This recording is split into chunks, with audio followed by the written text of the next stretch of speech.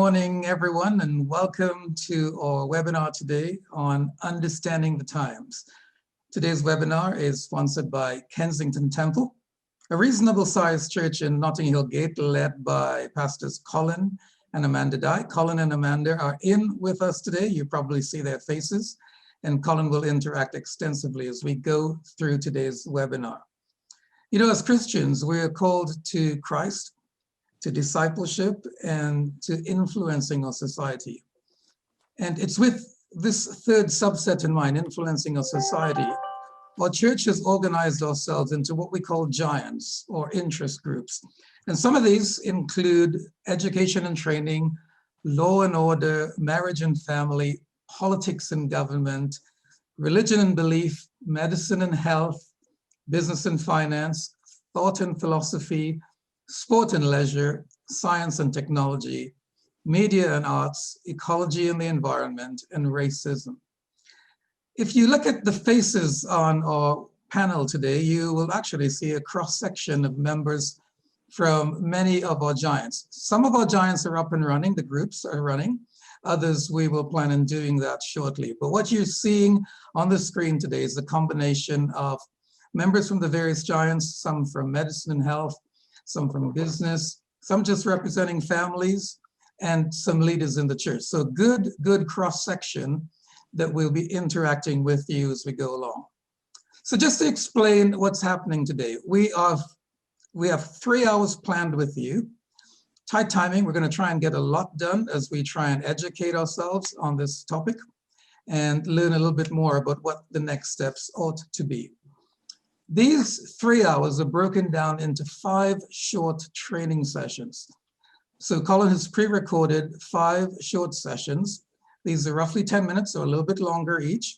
And interspersed between these 5 training sessions or training videos, you will meet some individuals, some on the panel, and we'll have some discussions and try and answer some of the questions that you may have or that you may have raised with us. Just to let you know, you can communicate with the panel by using the chat feature. So at any point in time, go ahead and just send a question into the panel and they will try and respond directly to you. But just to let you know, at the end of the 5 training sessions, we have allocated a little bit of time to try and answer questions and answer questions, and to do that jointly as a total group at the very end before we wrap up for today. We will be providing some of this material available for you in the future, and as we go through today's webinar, I'll explain how that works. But again, I would encourage you to use the chat feature as much as you can to interact with our panel, and let's see how, if we can take the very best advantage of having some good resources and some good people in the panel with us today. So again, welcome. I can see 128 people on, and we're expecting quite a few more coming in. So we're gonna have a good time and try and educate ourselves. But at this point in time, let me just say, pass you over to Colin, who will introduce you and also introduce video number 1.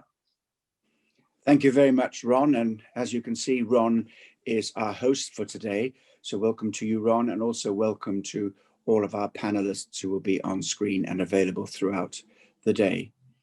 The purpose of today is to see what God is saying to us about a very significant movement in our society today, which we label the woke movement.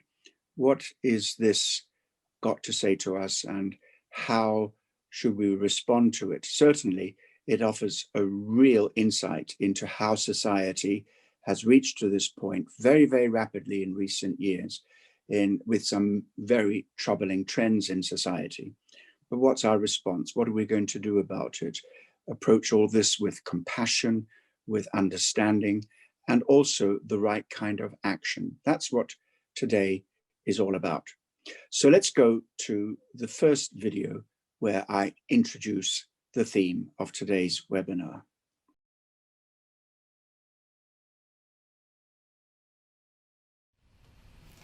Hello and welcome to Understanding the Times.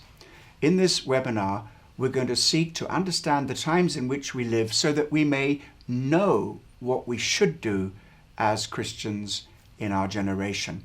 We're inspired by the sons of Issachar, the story from 1 Chronicles chapter 12.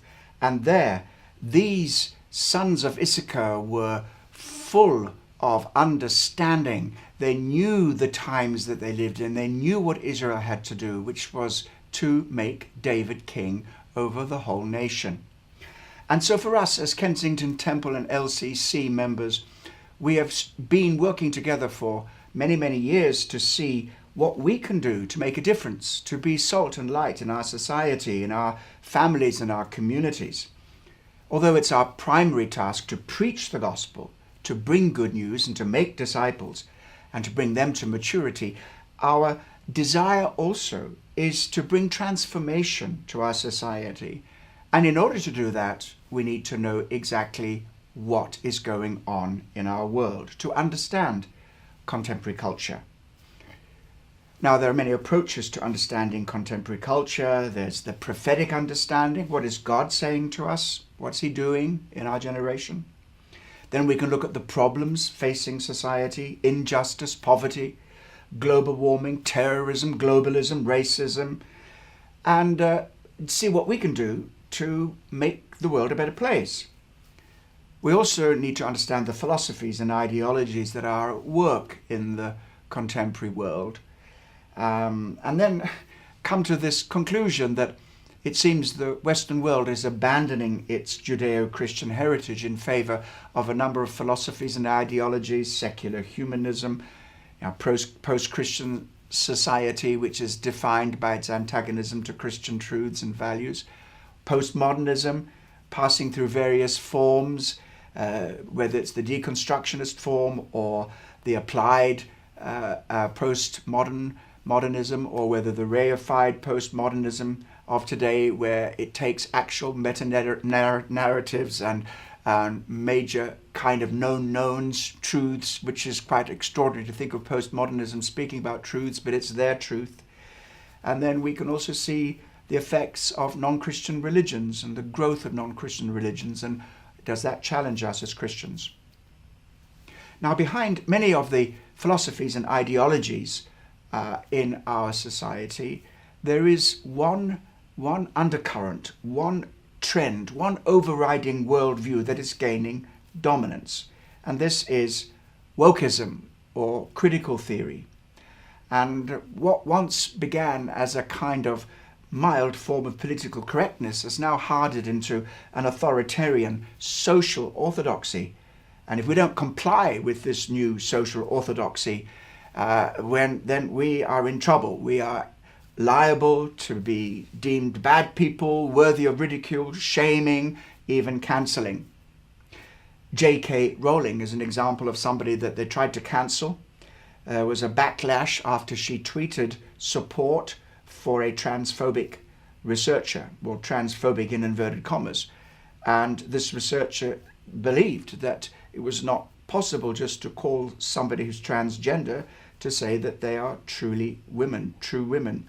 And that's controversial and perhaps hurtful for some, but it really led to a massive furore, and they would have cancelled J.K. Rowling. Of course, she's the author of that great Harry Potter series. They would have cancelled her if she had not had the money and the clout and the power to fight back. So, what is woke? Now, a woke person is somebody who's said to have woken up, of course, but woken up particularly to the need of social justice in relation to those who are discriminated on the grounds of race, sex, gender, sexuality, disability, and somebody who's actively working to eliminate discrimination. And so in many ways, I hope we're all woke in this sense that we are awakened to the discrimination and we want to do something about it. But actually, woke has come to mean something far more technical and something far more extreme than what I've just described. It's a hidden agenda. Actually, it's becoming less and less hidden. And it is behind so much that is going on in society that causes division and problems, takes away freedom of speech, and is a threat to us as Christians, or at least a challenge to us as Christians, as Christianity is very much in view as being on the side of the oppressors. Robin DiAngelo, a well-known and highly influential critical race and social justice educator, writes, "Oppression involves institutional control, ideological domination, and the imposition of the dominant groups' share on the minoritized group. No individual member of the dominant group has to do anything specific to oppress a member of the minoritized group." Now, that's interesting. She goes on to say the societal default is oppression. There are no spaces free of it. Thus, the question becomes, how is it manifesting here, rather than is it manifesting here? What that means is there need not be a specific instance of racism, transphobia, homophobia, sexism, or anything. There need not be an express manifestation of it intentionally, but it's present. It's present. So the question is not is it happening, but how is it happening? The Christian Institute, which is involved in bringing Christian influence in a secular society, calls this identity politics and describes it like this. Identity politics is a divisive ideology that has come to dominate public debate. It fractures society into groups formed around characteristics such as gender, sexuality, or ethnicity, pitting people against one another in an arms race of victimhood. It also shuts down debate, expressing anything but the most socially liberal views on issues such as transgenderism, homosexuality, or abortion makes you unfit for any public office or platform. And then this briefing on identity politics goes on to say, this explains more about what identity politics is and why it is such a threat to freedom, which includes religious liberty. But this is not a specifically Christian problem. Even liberal people and people who are not committed Christians or even atheists or reject Christianity have come under the problem. For example, Selina Todd was instructed by university authorities not to attend lectures without 2 male bodyguards. Why? Trans activists made threats against her after she stated publicly that trans women should not be admitted to women-only spaces. And this is something that many old-style feminists are working on. They are not happy with transgender women using female toilets, and they have their various reasons for that. It's not because they are transphobic, but there is a viewpoint which they are not allowed to express. And then we have Nicholas Christakis, who in 2015, this Yale professor, was surrounded by outraged students in the university grounds and accused of racism. Why? His wife, also a Yale professor, had earlier emailed students suggesting that they should exercise their own judgment when deciding whether to wear Halloween costumes borrowed from other cultures. Christakis was called disgusting and accused of having created space for violence to happen. Well, certainly that situation got way out of hand, and how much of that was due to this woke agenda. We're going to examine more on this woke agenda, how we can recognize it, and what we can do about it in this webinar, Understanding the Times. Thank you, Colin, and welcome to the many of you who have joined us since the start of our session at 10 o'clock this morning. Just a quick recap, I mentioned this earlier on today. We are in a webinar called Understanding the Times. And the core of the webinar is made up of 5 short teaching sessions. And interspersed with the teaching sessions, you'll be hearing some of our panel members. You'll see some of those faces. And our panel has been selected from a wide array of backgrounds: business, law, family, and we'll offer a wide perspective. So welcome for those of you who joined us. Let me just quickly do a recap on what I heard in Colin's last session. As Christians, one of the things we're called to is to bring transformation, but to bring transformation to a society, we need to understand contemporary culture and philosophies. We can't sit unprotected and be developing strategies in response to this without improving and increasing our knowledge of what's actually going on there. He's introduced us to the concepts of critical theory and woke-ism, but we haven't explored or said a lot about this yet. In fact, as we go into session 2 and 3, you'll hear so much more about these two terms. But what we do know is that there is an agenda.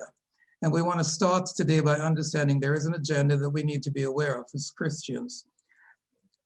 Thirdly, we heard that, based on Robert DiAngelo, that the system exists whether we like it or not. It's systemic, that there's institutional control and domination. And the question when we see things, so for example, like racism, the question is not where is it happening, but more how is it being manifested? Okay, so whether we're participating or not, whether we like it or not, one of the teachings of wokeism and critical theory is that the system is racist in this particular example, or whatever else that we're describing. And lastly, he touched on something called identity politics, which is a divisive ideology fracturing society into smaller groups. And not only are they fractured into smaller groups, but the intention is to try and shut you down as much as possible. And you'll find woven in today's webinar, as we get more and more examples, we'll see this clearly taking place today already, where it's very difficult to offer your point of view on some of these changes that are shifting. Now, I've asked our youth pastor, Pastor Andrew, to just come on. Andrew, if you'd unmute really quickly. Andrew, you work with a large youth ministry, predominantly Black ministry. And you were mentioning to us, you've seen some of these changes begin to take place already. Can you tell me a little bit about what you're experiencing working with the large number of youth that you do? Yeah, the change has been quite big. Young people are speaking differently, and if I'm honest with you, a lot of young people are angry with the church.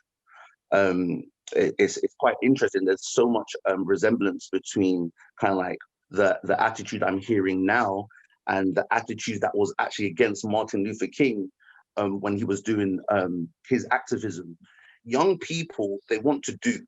They want to be more active. They want to have their say. They want to be in a position to influence. And concerning the George Floyd situation, that riled up in people things that were already there. And a lot of young Christians that I was speaking to in that season, they felt in a way that, well, this is an opportunity. I can have my say. I'm connected to this situation because I'm either Black myself or I have friends who are Black, and I just believe that that's wrong anyway, period. And it was an opportunity for them to actually, take action. And for young people, when you give young people the opportunity to take action, they'll cease it as long as there is a connection to the activity. And so a lot of Christians who are speaking to who are young said, well, the church aren't doing anything, so I'm going to do this because it's the right thing to do. So, but young people were angry. They were in emotional states, and and especially some of the American young people who I'm in contact as well. They would be sending me emails and saying, at the end of the day, if we don't do something, this will continue. It's like we are going to permit a continuation of what is happening, and then then there's the history of it all. Let's focus more on this country. I've got so many friends, and myself who've been stopped by police for no reason, and basically the whole George Floyd incident brought into the remembrance of a lot of people my age and younger the moments when they felt that the color of their skin led to them being dealt differently. And essentially the attitude was, enough is enough. I'm not doing this anymore.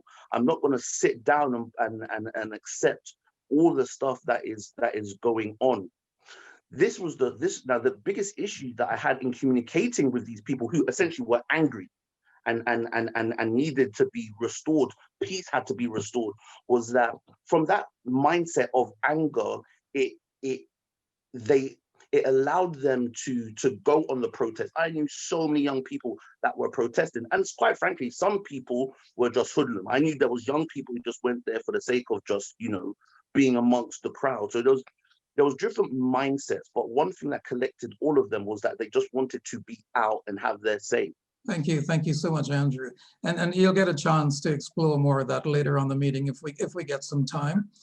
But throughout the session, Colin will come back to the right kind of activism. And as Christians, how do we identify that and what's our next step? So thank you so much for your input. Let's go to video number 2. As I mentioned to you earlier on, we will give you some background and we'll teach you a little bit about the concepts of woke and critical theory. We'll do some challenging, we'll critique it. And then we'll talk about how the Christian church should move as the next step, how we should move. But let's go to this next session, which begins to explore woke at work. So it's actually taking place. Welcome to this second session in Understanding the Times. And in this session, I'm going to look at woke at work in society. Well, what is woke? Stay woke is derived from the phrase stay awake.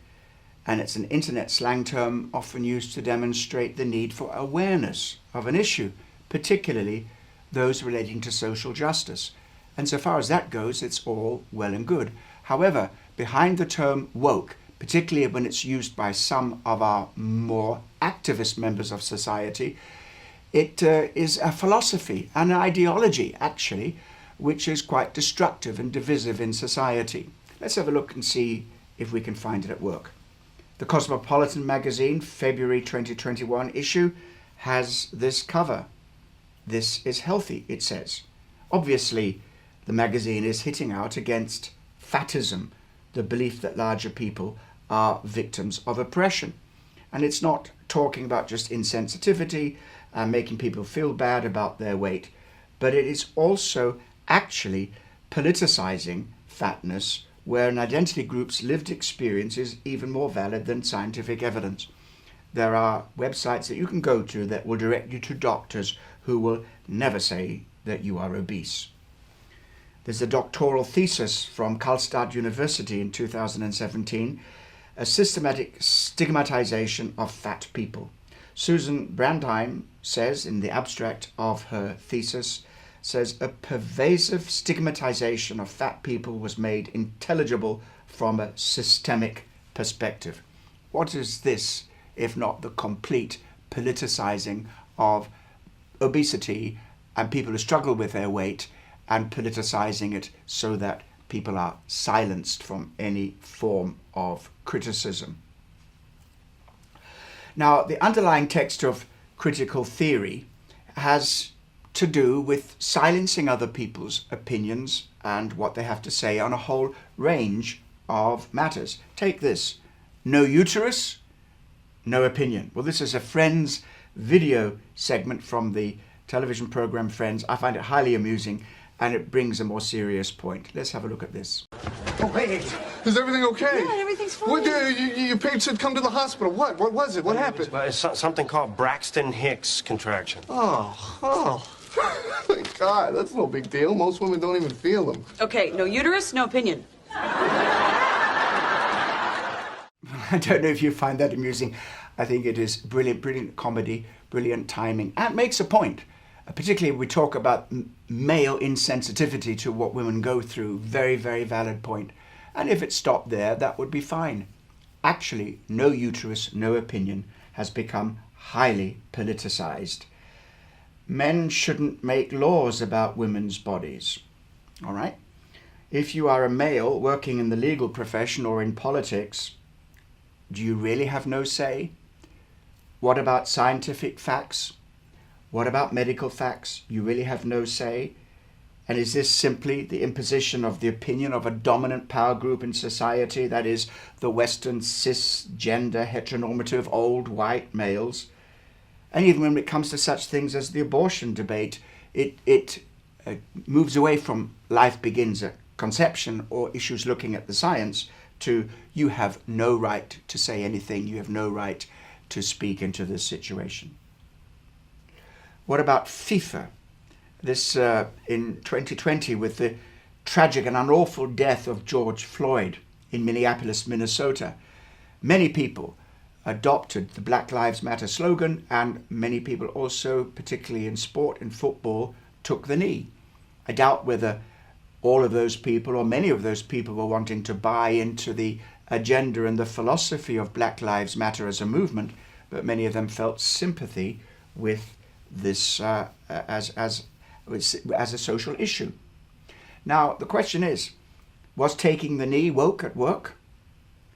Was woke taking and capitalizing on the sentiment and feeling in society and politicizing for their agenda? Well, you need to decide on that. Remember when the England team was fined for £35,000 by FIFA for wearing poppies on Remembrance Day in 2016? Well, that wasn't okay, but apparently this is okay. So what I'm saying is that sometimes public life is highly selective in terms of what it's allowed to support or not allowed to support. Moving on to education, we have here from Stonewall, which is an activist pressure group, creating an LBGT inclusive primary curriculum. And from their website, they say that this inclusion and celebration of difference, they want to bring it alive in primary school classroom with inclusive curriculum guide. From choosing set text in English to using LGBT inclusive statistics in maths, our curriculum guide helps you embed your inclusion into every area of the curriculum. Well, do you think that that is balanced? Do you think that Stonewall or the LBGT agenda is being overly pushed here? Do you not think that there might be some balance there? Are there other points of view? Well, we find when it comes right down to it, it's very difficult for any other voice other than the voice which is approved of by woke to be heard anywhere. Now, one of the other aspects which we've already touched on is transgender. And so as soon as you separate gender from biological sex, gender is up here, not down there, then you are really creating a huge division, and don't expect everybody to go along with it. Because if you separate biological sex from gender, how many genders are there? Well, as many as we want, that's what they say. Whether it's from two binary genders, male, female, with a possible reference to a very tiny number of people from intersex, who belong to the intersex category, you can go from 2 or 3 to as many as you want. The last count was 100. The BBC films teach children of 100 genders or more, so said the Times newspaper in a recent article. And they go on to say that the broadcaster has been accused of sowing confusion in classrooms by using materials to be shown to children as young as 9. And here we have some samples of LGBT flags. Repost this if you support LGBT. Well, there are a good number, more than a couple of dozen genders there. So not only in education or in the media, but also in the world of business, in the world of advertising, for example. Today, people are employing diversity specialists to help companies become more conformed to the woke agenda in the office place, the workspace, and also in advertising. So here we have woke at work in Marks and Spencer's. LGBT lettuce, guacamole, bacon and tomato put out to coincide with major LGBT events. How about good old Ben and Jerry's? Are they politicizing ice cream? Now more than ever, Vermont is for lovers of marriage equality. Hubby and hubby. Now, what I want to point out is that we can think about these things, we can reflect on these things, and we don't have to have a knee-jerk reaction. We can say, what's really happening here? But the problem is, you can't discuss it.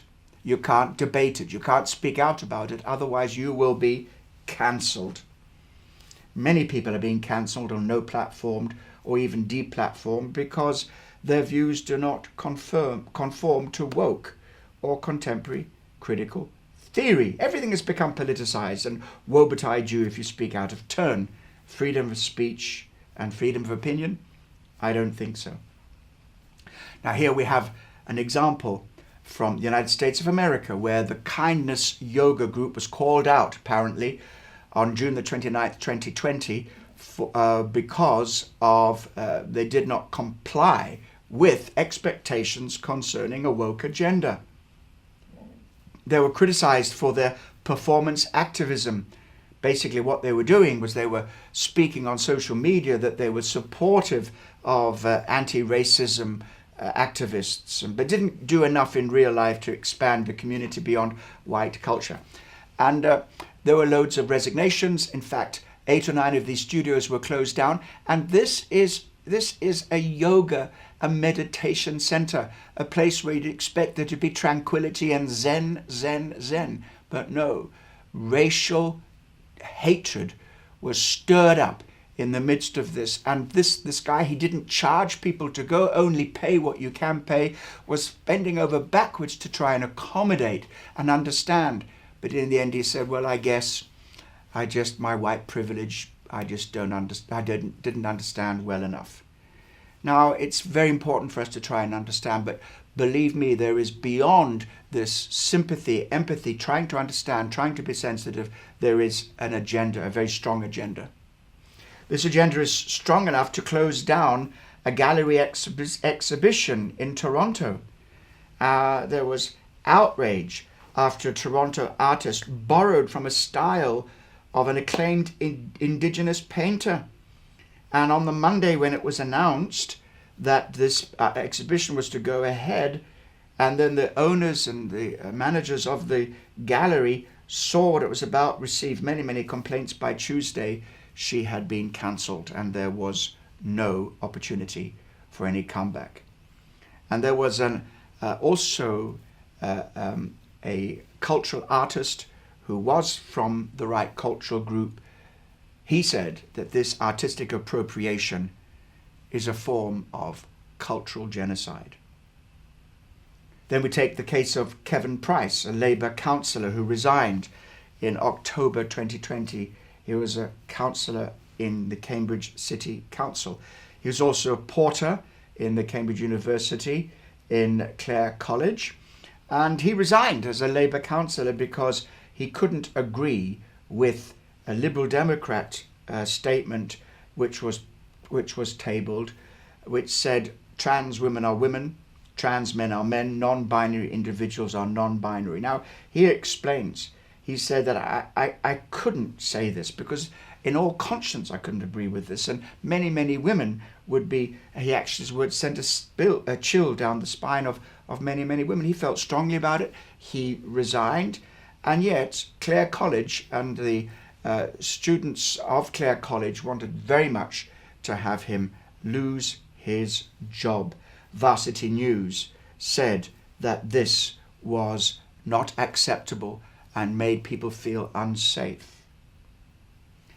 Now, the universities, as you see, are not immune to this.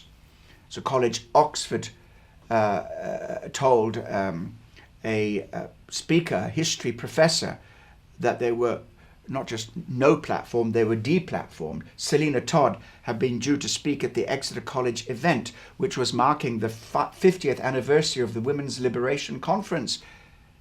She was speaking on women's liberation, but her invitation was rescinded after she was accused of transphobia. And basically, she had said something that did not coincide with or was not acceptable to the new activists, those who propose a woke agenda.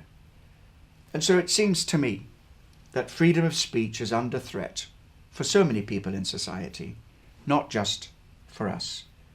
Your rights end where my feelings begin. Thank you again, Colin, and again, welcome to the many, many of you who have joined us while this training video was going on. We are in a webinar called Understanding the Times. We are looking at 5 training videos pre-recorded by Pastor Colin. That was video number 2. And in the process, we want to give you the background to critical theory and woke, help you understand it a little bit better, help you understand where you can see it at work. And we'll do some critiques later on, as well as determine how we move ahead as a church and as a body of Christ. I'm going to ask Peter McIlvaine to unmute and join us. Peter, if you would just join us. Now, yeah. Peter, first of all, Peter, our prayers are with you and Deanna and the boys. I know you've just made it through COVID, and it looks like we've gotten over the difficult part of that, but really glad you can be with us today. Peter, you get an opportunity in your day-to-day work to work quite closely with government and policy. Tell us a little bit about where you've begun to notice some of this shift, particularly as it relates to your inability to offer a perspective or point of view. So there are 2. There's one that's happened to Lord Pearson very recently. I'll let you know that he hasn't actually gone public about, but I'll let you know that. But the first time probably was in City Hall. I worked there as a senior researcher. That was the first time I'd worked in the civil service, where it is massively restricted on what you can and cannot say. So there they talked all about, they had a diversity and inclusion officer. And actually, before I got the job, I had applied, been accepted, and then was told I couldn't get the job because of my views on Islam. So again, the 2 assembly members who had asked me to apply had raised this concern, and they were told, no, the views that Peter McIlvaine has on Islam are not accepted in City Hall. So they pushed it further, and then I was allowed to have a phone call with the diversity and inclusion officer. So after 15 minutes of discussing what my views were, and that I disagreed with the teaching of Islam, but that didn't mean that I had any issue with working with someone who is a Muslim. And anyone who is not a Muslim, by definition, has rejected Islam. So after a 15-minute conversation, I was told if I put my views down on an email, then I could be accepted and I could get the job. So eventually I got the job. But working in City Hall, they had a lot of diversity and inclusion training events, but one was Stonewall ran a regular LGBT ally event. And I was curious. I wanted to know what happened. We were strongly encouraged to go. So I thought, well, what can I lose? I'll have to learn to bite my tongue, and I want to be there to learn and listen and understand where they're coming from, not to attack and push down. So it was a whole day of intense indoctrination on LGBT, where how you as a heterosexual can accept and promote an LGBT agenda, how you can be an ally. So that was a whole day. But the shocking thing was the amount of money they spend. That's £7,500 for that training session. And that's happening all across the country. And there were 2 young people, maybe 22, 23, and they were doing all this seminar, and people there, 25 people who attended, and they could not believe how hurtful and hateful they had been within themselves. And they had these 22-year-olds had come to explain to them how all their thinking was wrong, how they had to change everything. And now they were able to go back into the workplace changed as individuals. But can I just tell you, just a very short 30-second, one thing that Lord Pearson has come across, which really has shocked all of us and a lot of other peers, was Lord Pearson regularly puts down questions on Islam and regularly has debates with the table office. The table office are the body within the House of Lords that put down, accept written questions. So every member of the Lords is allowed to put down as many written questions to the government as they want. It's like an FOI request in effect. And then the government must respond within 2 weeks. And the questions can be on anything on government policy. So he had put down a question on Islam and the grooming gangs. And the emails went back and forward. And then he suddenly got an email to say his question had caused offense in the table office and that he must go away and read the code of conduct, because if he continued in this questioning, then he could be open to being questioned under the code of conduct, which means he could be removed from the House of Lords. That was simply because he is asking a question on Islam. Already they've changed. So no law, they don't talk about Islamic terrorism, they talk about Islamist terrorism. They changed that after Lord Pearson asked so many questions. They said this is not allowed. But there is a real concern amongst many of the peers. There are about 40 peers on side of Lord Pearson on free speech. And they're all extremely concerned that a staff member in the table office is now telling peers what they can and cannot ask the government. So yeah, that's what we're dealing with in the last 3 weeks. And it's quite a change in how the House of Lords used to be. The freedom of speech, the centre of freedom of speech has now completely changed. Thank you so much, Peter. And if we had more time, Peter, I'm sure we could let you go on, because you get the opportunity to work side by policymakers. But just a recap of training and teaching video 2. If you're wondering how wide this movement is, it is very wide. Some of the examples we've seen are sport, education, business, family law. One of the common principles we seem to be running into again and again, and Peter has used an example of that, is you don't really have a point of view, or if you do, no one really wants to listen to it. And thirdly, they are serious. Colin gave the example of kindness yoga. Now, it's primarily happening through social media, so Twitter and Instagram, but they can pick it and demonstrate as well. In this particular situation Colin gave, the organization was saying the right words, but they were shut down by pressure through Twitter simply because the makeup of their customer base continued to be white. So their follow-up action steps were not consistent with what they were saying they were doing. And that's how serious organizations behind this woke movement can be. Let's move to session number 3, as we go a little bit deeper in understanding the woke movement and basic principles of contemporary critical theory. So let's have a look at that video now.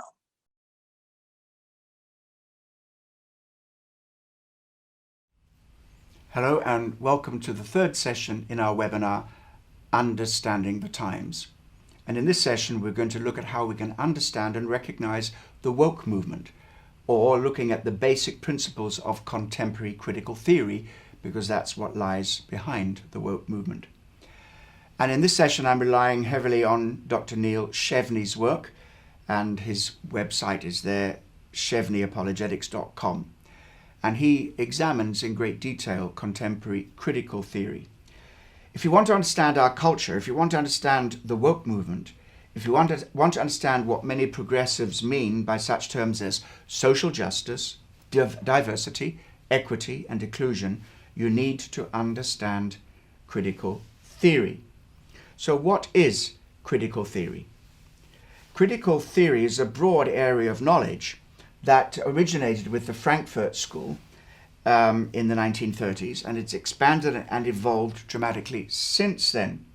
And there's so many disciplines that have come out of this, such as critical race theory, critical pedagogy, queer theory, and highly influential theories within the social justice movement. In the book Beyond Critique, Bradley Levinson writes, Karl Marx alone invites consensus as the first true critical theorist. Critical theory draws heavily on Marx's ideas, but not necessarily on his ideas about economics. Karl Marx taught that in order to bring about a just society and an equal society, you had to control the means of production and then also of distribution. means of production, economic production. Critical theory follows that to an extent, recognizes that Karl Marx's revolution didn't really work, and they say now we have to take charge of cultural production, the means of cultural production and cultural distribution. The Frankfurt School developed this, started with those ideas in the 1930s, and then also the postmodernism of 1960s and right through the 1990s. Postmodernism, central idea of that is there's no such thing as objective truth. It doesn't really exist, or it's inaccessible. And truth itself is a social construct imposed upon society by the dominant group, mainly through controlling language and discourse in order to preserve its own power. So this shows why woke is so concerned to control what people say. They believe that power is expressed through knowledge, and knowledge is formed through discourse, and it is always through the dominant power, the hegemony of the day. And so that's why they want to very much to control what we say. And so the kind of constant monitoring of speech, getting us to second guess whether we're allowed to say this or whether we're allowed to say that, this is very much going right back to this kind of theory. Now, critical theory is quite hard to define precisely. It can be used narrowly of the Frankfurt School, or it can be used broadly to refer to many of these other critical and social theories. Now, if you try to categorize critical theory as a whole, you really struggle, because it's non-essentialism at work here. In other words, there is nothing that really gets it. It expresses in so many different ways. So you've got to take a pragmatic approach. So if you think of such terms as intersectionality, white privilege, white fragility, colorblind racism, internalized oppression, lived experience, heteronormativity, and so forth, all of these terms everywhere in our culture and used in politics, highly politicized on college campuses, social media, everywhere, all of these are to be defined by critical theory, contemporary critical theory. So let's see where does it all come from. Now, when we try to look at what contemporary critical theory is, there are four basic premises. Critical theory works on social binary, oppression through ideology, lived experience, and also the goal of social justice. First of all, contemporary critical theory is based on the idea of the social binary. What this means is that society can be, must be, and correctly is to be divided into two groups: the dominant, the oppressor group, and the subordinate, the oppressed group. And these happen along lines of race, class, gender, sexuality, and a host of other factors. Here we have Sensoy and D'Angelo in their book, Is Everyone Really Equal? For every social group, there's an opposite group. The primary groups that we name here are race, class, gender, sexuality, ability, status, exceptionality, religion, and nationality. Consequently, sexism, racism, classism, and heterosexism are specific forms of oppression. So have a look at this diagram here. Here is a diagram, figure 5.1, from the book that I've just quoted. And this shows how society is divided. So we have the minoritized target group on the left, what kind of oppression is happening in the middle, highlighted in yellow, and which is the dominant agent. So obviously people of color, this is about racism, the dominant group is white. So poor, working class, middle class, this is classism, and the owning class is the dominant class. We go all the way through transgender, genderqueer, this is sexism, cisgender men are those who believe that their gender is tied to the biology, as opposite of transgender ideology. Gays, lesbians, bisexuals, two-spirit people. This is this is heterosexism, and it's the heterosexuals that are doing this. Remember, according to critical theory, this is happening all the time. whether you know it or not. It is everywhere present. It's not, has this taken place, but how has it taken place? And here's something to think about. Muslims, Buddhists, Jews, Hindus, and other non-Christian groups, they are the minoritized, oppressed groups. The oppression there is religious oppression and anti-Semitism, and the dominant group which is doing the oppressing is Christians. So if you're a Christian, you are an oppressor. You are oppressing people of other faiths and groups, whether you say anything, whether you do anything that is particularly oppressive, whatever you say, whatever you do, the question has oppression taken place?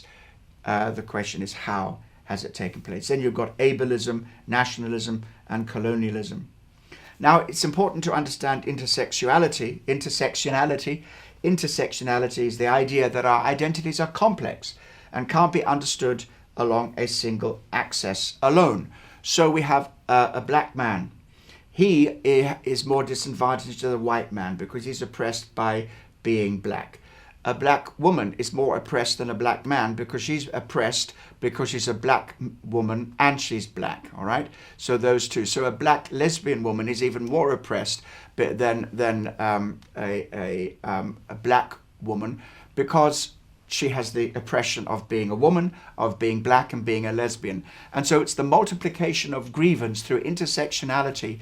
And in one sense, it is helpful to understand that people who locate themselves within particular groups of people with particular experiences do have particular issues and do suffer prejudice and are sometimes having to cope with much, much more than people who are living in more favorable identity groups. That's true. But the point is that there's a political reason for multiplying so many people on this complex web of intersectionality, because in order to bring about the revolution and the change in society, you need to make as many people as possible feel they have a grievance, feel that they are victimized, and to turn them against the hegemonic oppressors who are the ones in charge and in power. So here we have society divided into oppressed and oppressor groups. Don't forget, white women voted for Trump, and feminism without intersectionality is white supremacy. Now, the second idea is that oppression operates through hegemonic power. What is hegemonic power? Sensoy and D'Angelo say hegemony refers to the control of the ideology of society. The dominant group maintains power by imposing their ideology on everyone. And what is important to know about this and understand about this is that this operates through discourse. So it's not just that the people in power determine what is the ideology that is to be accepted and what is acceptable, but it is about you being part of the dominant group determine for other people what is true. Knowledge is power and power is knowledge. It's the same thing, and it operates through discourse, operates through language. That's how hegemonic power operates. And so we can see why it is so important to those people who are activists from a critical theory perspective, woke perspective, want to control what people say. Now, whether this is a correct understanding of how power operates, that's what the theory says. And then the third primary idea is that of lived experience. Contemporary critical theory argues that lived experience gives oppressed people special access to truths about their oppression.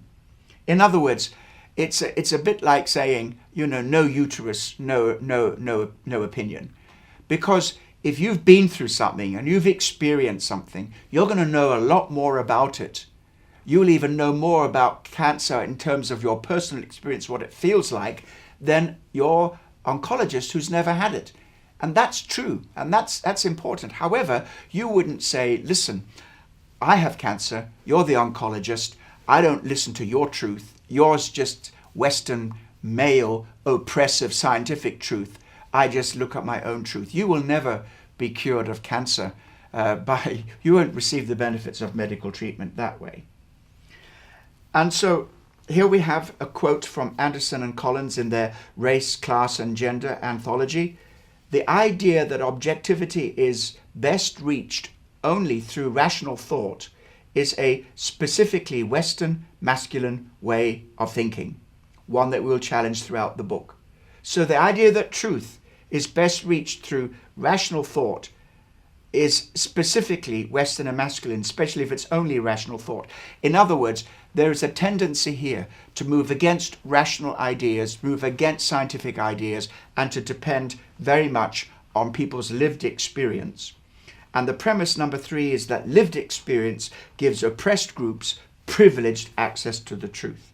To put it simply, privileged groups tend to be blinded by their privilege. Now that might well be true, but that does not mean to say we jettison ideas of scientific inquiry, experimentation, validation, looking at the data, studying, using our minds to come at truth. We don't just go to people's opinions from their own subjective points of view. It can add value to it, and it can add a great deal of empathy into society, but that is not how we discover truth.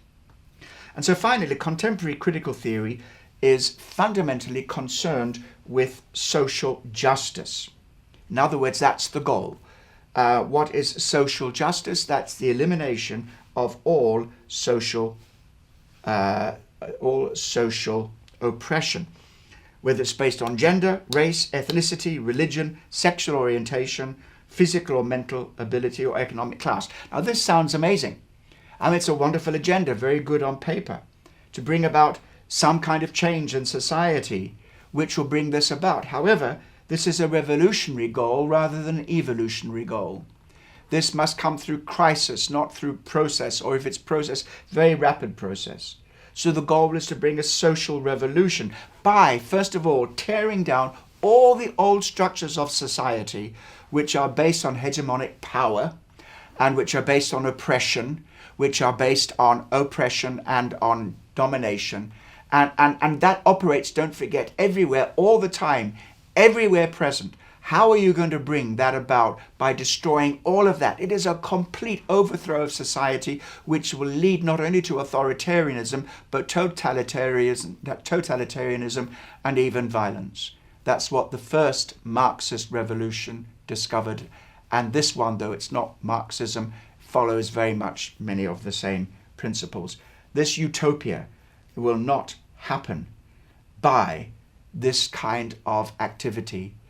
It's much better to think about how we could progress together with cooperation, not pitting political groups against one another, identity groups against one another, but to come around in humility, share with one another, begin to look at what we can learn from one another, and together form solutions. And so Neil Shenvi says, I hope that I've convinced you that critical theory helps to explain many phenomena. If we understand it, we can understand a lot of what's happening in contemporary society, in academia, and in our culture, and in our politics. So I hope that that has also added to your understanding and recognition of what woke is, what contemporary critical theory consists of today. Thank you so much again, Colin. And again, welcome to the many of you who have joined us while that training video was going on. We are in the middle of having a look at 5 teaching training videos that were done by Pastor Colin. Each is 10 minutes or a little bit longer. We are interspersing it with input and real-life examples from members of our panel who come from a wide cross-section of the marketplace and of society, involved and work in completely different areas.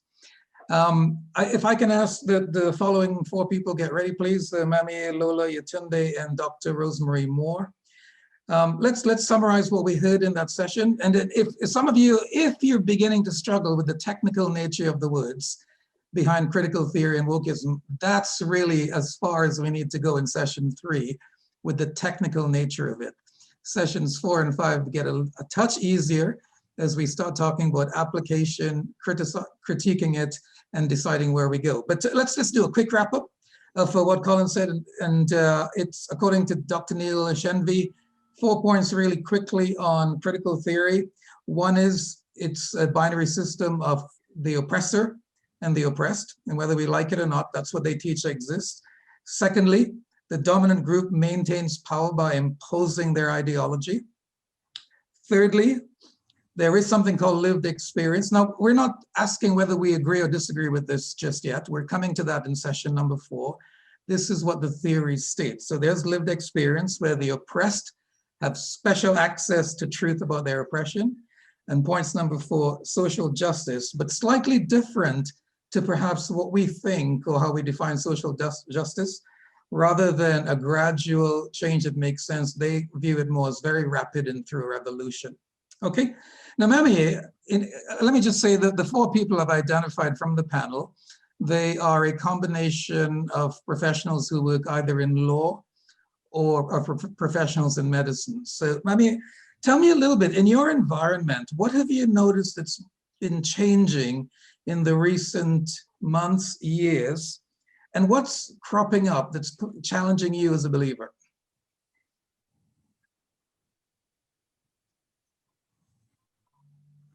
Okay, Mami. Hi, everyone. I hope, can you hear me? Yes, we can hear you. Go ahead. Can you hear me? Okay, sorry. So I would say what I have noticed definitely in higher education over the past, 5 years, most definitely. One weekend I returned toilet in all the university buildings that is now labelled as gender neutral, and it was interesting. I mean, when staff returned after that weekend, there was a lot of chatter in the kitchen about it. Senior management reside. Actually, a female member of staff, a senior female member of staff, had commented that actually she didn't want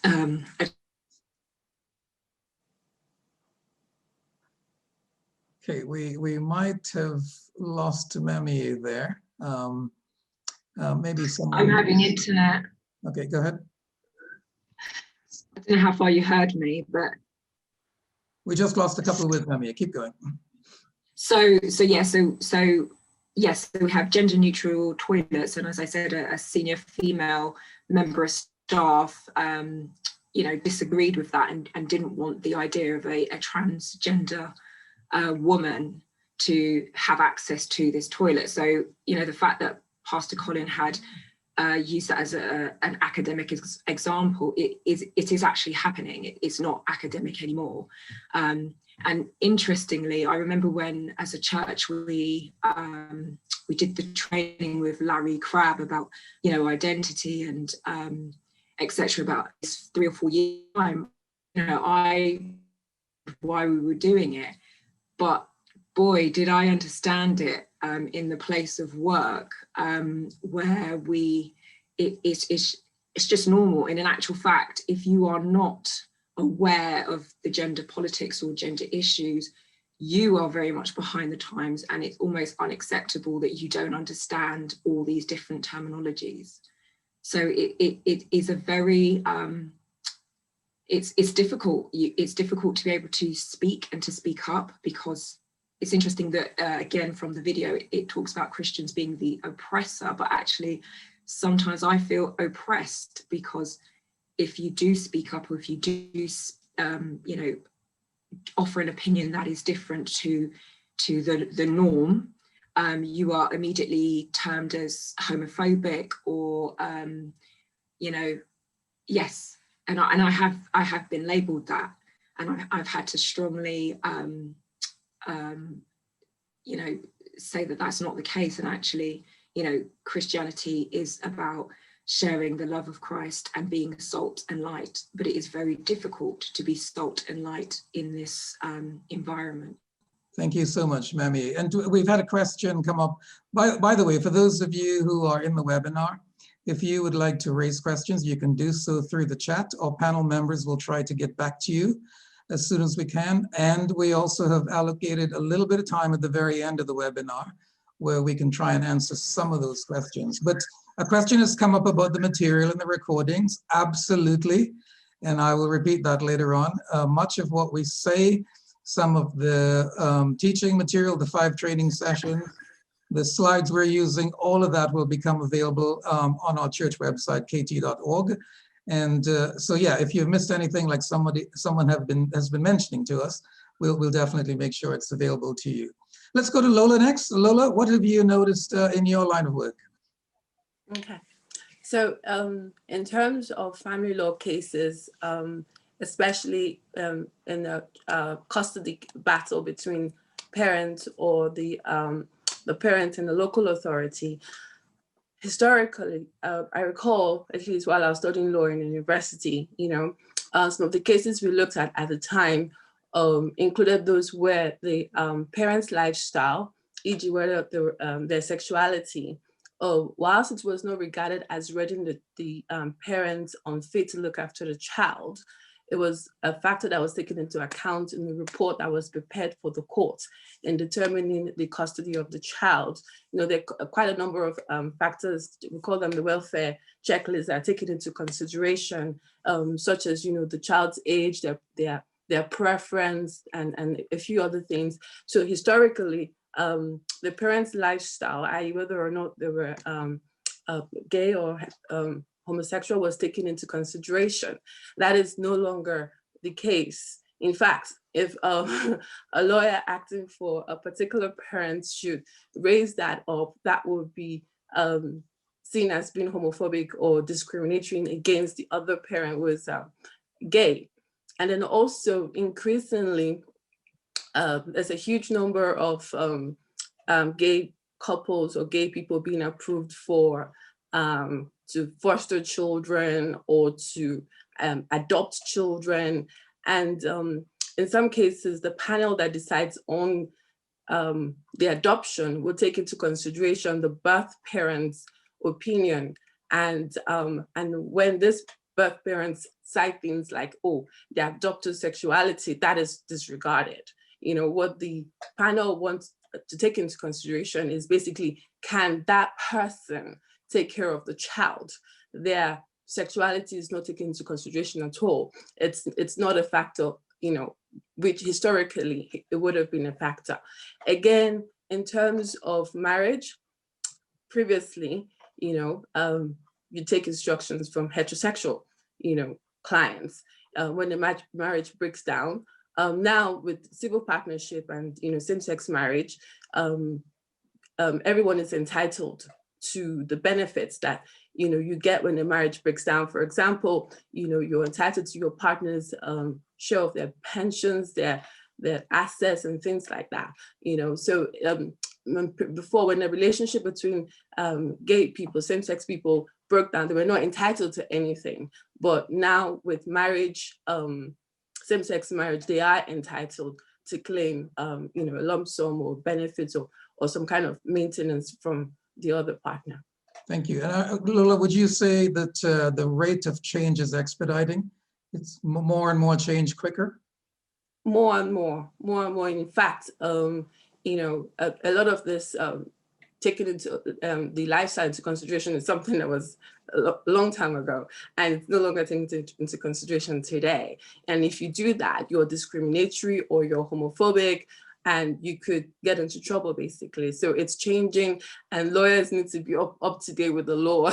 You can't refer to a previous law. You need to, take continuing professional development to update yourself on the changing law, because it's changing rapidly.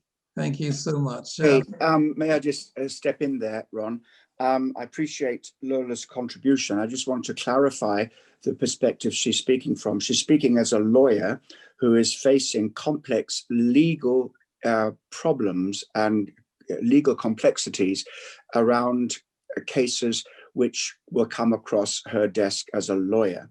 It's not a moral judgment on whether gay couples should or shouldn't be able to adopt children.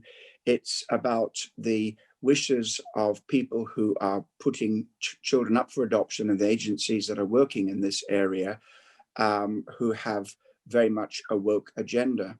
And so just don't want anybody to hear that this is like so anti-gay that we wouldn't believe that it is possible for gay couples to adopt and bring up children healthily. Maybe social sciences will give a judgment on that in a number of years to come. And also the complexity surrounding giving the same legal rights to gay couples as to heterosexual couples, which is now an imperative in law. She's talking about the complexities that lawyers have to work through in doing their daily job. It is not saying that, for example, people living in civil partnerships or in homosexual marriages, that their rights should not be recognized in law. I just wanted to make that point because it is becoming very, very difficult. And here is the problem. I felt it important to make that clarification because of the potential misunderstanding. And this goes to show how difficult it is even to talk about some of these things in case we are being misunderstood and misrepresented. And just to throw a little bit on what Mama said, no example that I gave was a merely academic example. I took examples from academia. Yes, every example is real and actual, and it is happening everywhere. And just a little one to plead my own cause here, and that is that I do realize many people do not understand why I raise the topics that I do and when I do. And later on, they understand. I'm a keen observer of human nature and what goes on in society and have a prophetic dimension to this. A year ago, I presented just a basic topic on woke at our annual network meeting, and I was faced with totally blank faces. But actually, raising that was not only highly relevant, it was also prophetic. So we do need to keep in touch with the Holy Spirit, and that's the one who should be directing all our thoughts and our progress here. Thank you so much for that clarification, Colin, really helpful. We've got time to squeeze one more person in. How about Dr. Rosemary Moore? And in fact, Rosemary, you not only do you operate as a doctor, and I can see your doctor husband sitting next to you, Dr. John Moore. Rosemary, you're a mom as well. You've noticed some things with the children. Why don't you tell us really briefly your observations? Yeah, thank you for giving me this opportunity. So yeah, as a mum, first of all, can I just say that there is a hierarchy of equalities. These issues are definitely interlinked. They're very confused. And some people who've left it have described the whole process as a cult. So my own personal experience is that actually these things have been embedding within school structures for quite a number of years. My daughter and my son are in the same school I was in when I was in the 1980s. So actually it's become a much more diverse school, and yet these issues have become much more prominent and divisive. So the situation that I would like to describe is one where, for my daughter, where a friend of hers basically had essentially ridiculed another child who was a Hindu child who described worshipping cows, and she said, "Oh, did you do this in a field?" This had caused outrage. The child was asked to apologize, and she did apologize, but actually it was felt that this apology wasn't contrite enough. And so essentially, and this is all in the context of George Floyd, and it has really ramped up since then. And I'll just touch on that a very bit because that's not about racism. Anyway, so a group of girls basically got together and said that they were going to create a petition to the school to stamp out racism. And essentially anybody who stood by this girl, who was a white girl who'd spoken to the Asian boy, was a racist themselves. They'd started graffitiing on the backs of toilet doors saying that she's a racist and anybody who supported her is a racist. The petition essentially created things to do with racism, but two elements were to do with race. The rest of it was to do with sexuality and pronouns and binary identities. Another situation I didn't include was my son, who basically went to a predominantly Muslim school in near where we live, and had brought in a ham sandwich, and essentially somebody had called him a dirty pig and torn up his books. The school unfortunately found it hard to manage that, as essentially the issue was between Christian and Muslim. So I think essentially what these two things show, and also within the school most recently, there's a meme going around called a Karen. So Karen is a middle-aged, blonde-haired woman who's into other people's businesses and basically doesn't like immigrants, doesn't like this, doesn't like that. And again, it's a very, very clear representation of the fact that this is a very blind ideology where actually the aim is to essentially assert your fallen rights, okay, your sort of the hierarchy, the inverted hierarchy of and so actually you can't see the oppression that you're inflicting on somebody else. In fact, they are deemed to be correctly the subject of abuse. So it was really interesting talking to the children and saying, hold on, but isn't this racist? And for children actually aren't able to see it at the moment in some ways, because it is absolute full-on indoctrination in schools. And things like Stonewall have done this over about 5-6 years. It's been very, very clear, and we have actually been probably a little bit foolish in sitting back and not realizing that this is happening. As my work as a doctor, essentially, a couple of years ago, we were all told to wear lanyards with rainbow flags on them. If you didn't, it was a bit overt. It was a bit of an unsettling time. Obviously, we're right in the middle of pandemic, so everybody's got lots of work to do. Sometimes when things are a little bit quieted, that's when devil makes work for, idle hands. But I do think we're living in 2 Timothy 3 times. But with regards to work, essentially, it's very, very clear. If you do not conform, then essentially you must be religious. And if you're religious, you need to be shut up. So that's a very, very clear experience I've had. Thank you so much, Rosemary. I appreciate that point of view. Let's move on to training teaching video 4.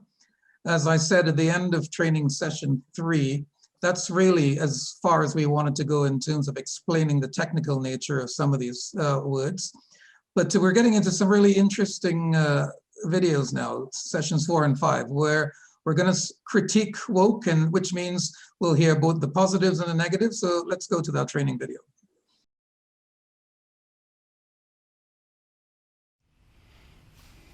Welcome to the 4th session in our webinar, Understanding the Times.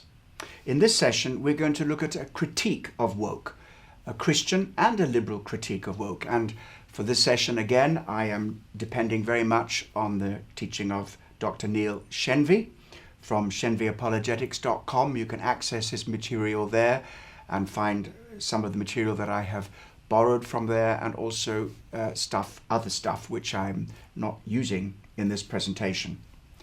Now, we begin by looking at the strengths of woke. Any criticism's got to begin with, well, what's good about it, first of all? And there are many, many things which are positive about some of the critical theories or the woke teaching as such. One of the greatest strengths of critical theory is it recognizes that oppression is evil. Also that it focuses on groups rather than individuals, provides insight on how laws and institutions can promote sin. It looks at hegemonic power, recognizing it does exist and can have an insidious effect on our norms and values. So it provides insight also into how laws and institutions can promote sin. Laws, institutions can promote sin. I believe there are laws and institutions today that promote sin. Also, we see how it recognizes hegemonic power, in as much as this can have an insidious effect on our norms and values. Here we have good old Barbie, and this is Hollywood, Madison Avenue, definition of standards of beauty and sexuality and race. And I think it's important that we confront hegemonic power when it operates in these ways. But there are some conflicts between critical theory, liberalism, and Christianity. Now, why I throw in liberalism here is I've got a whole study on how liberalism is affected by critical theory. But what many liberals don't know is many of their values, such as equality, freedom of speech, and justice, and fair-mindedness, these have come into contemporary Western culture historically through so much that the gospel has to present. And the values that liberalism depend on are values that really come from God.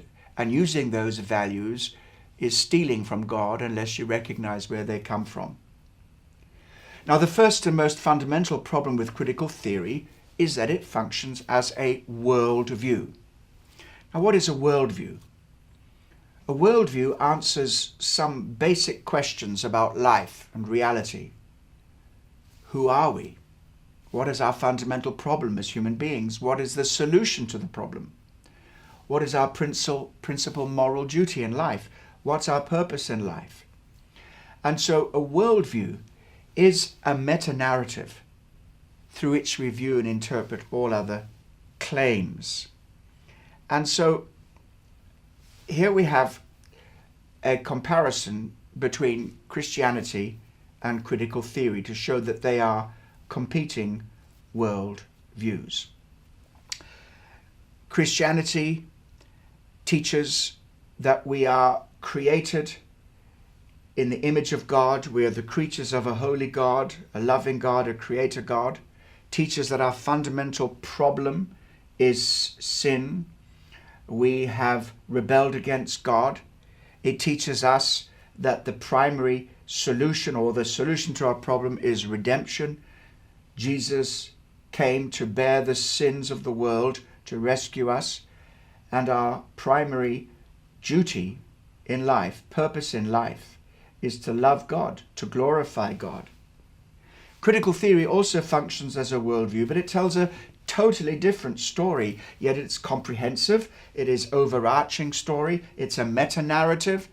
Critical theory, though it owes its roots to postmodernism, has departed from postmodernism inasmuch as postmodernism says there is no bigger story.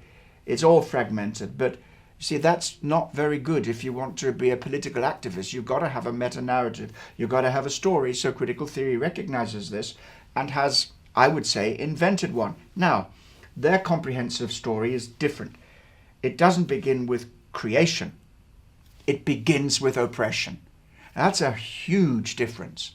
If you begin with creation, you recognize that you are accountable to God. You're created in the image of God, that you are called and you're accountable to God. But if you begin with oppression, if that's where your story begins, you begin with hurt, you begin with violence, you begin with anger, and you don't have a higher category of God's superintending power and creativity. So it begins with oppression.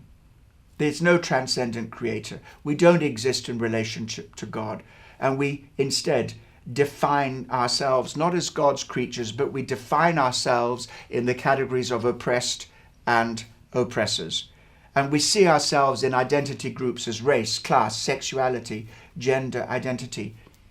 Oppression, not sin, is the fundamental problem. So what's the solution?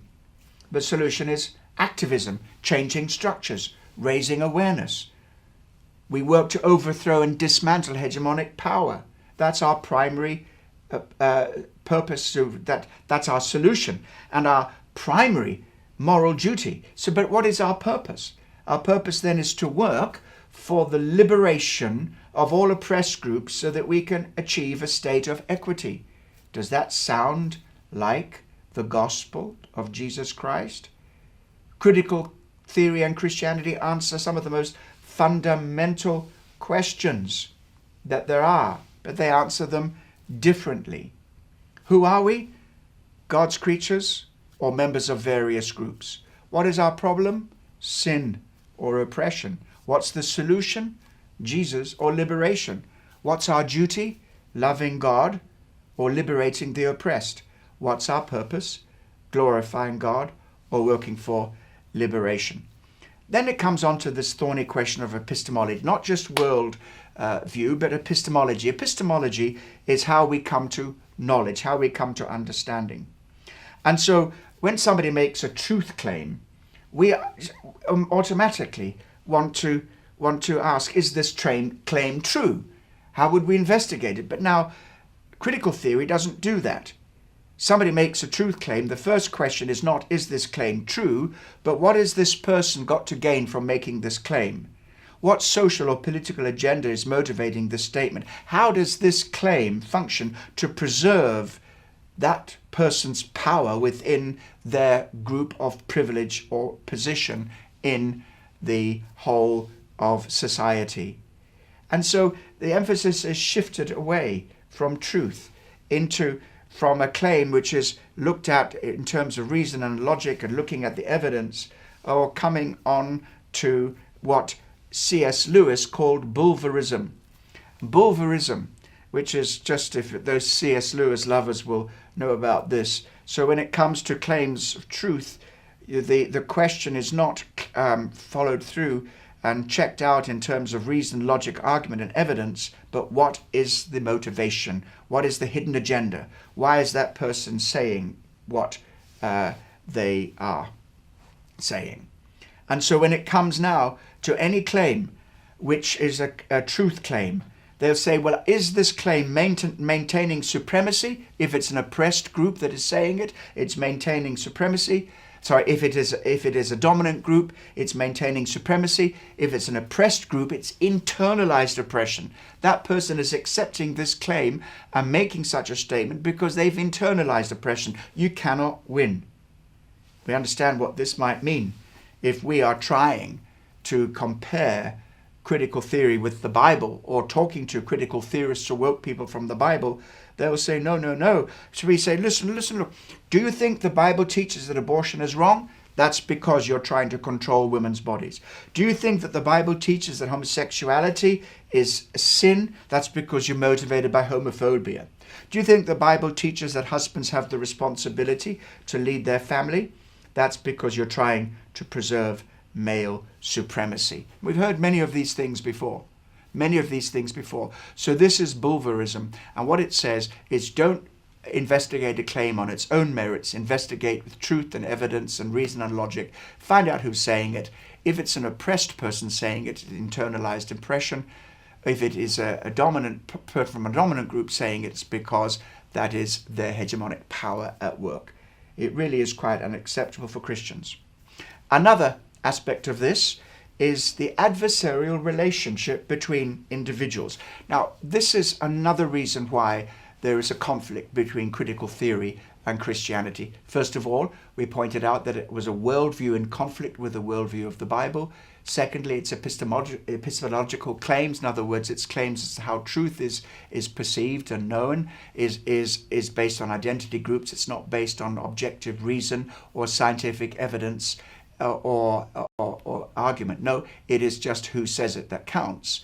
And now we come to this third thing, the adversarial relationship between individuals. And this is really, really troubling, because what it says is that you have to divide society into the groups of those who are oppressed and those who are the oppressors. Now, if you thought that all human beings shared some fundamental universal identity marker, you would have to look at divisions and oppression in a different kind of way. You see, this severely undermines the dichotomy between oppressor and oppressed if you call into question the foundation of critical theory. Well, Christianity offers not just one, but three fundamental universal identity markers which are shared by all human beings, whatever race, class, whatever their sexuality, whatever their gender, whatever their experience. And these are, we have been created in the image of God. Sin, we all have sinned and fall short of the glory of God. And Jesus died for all.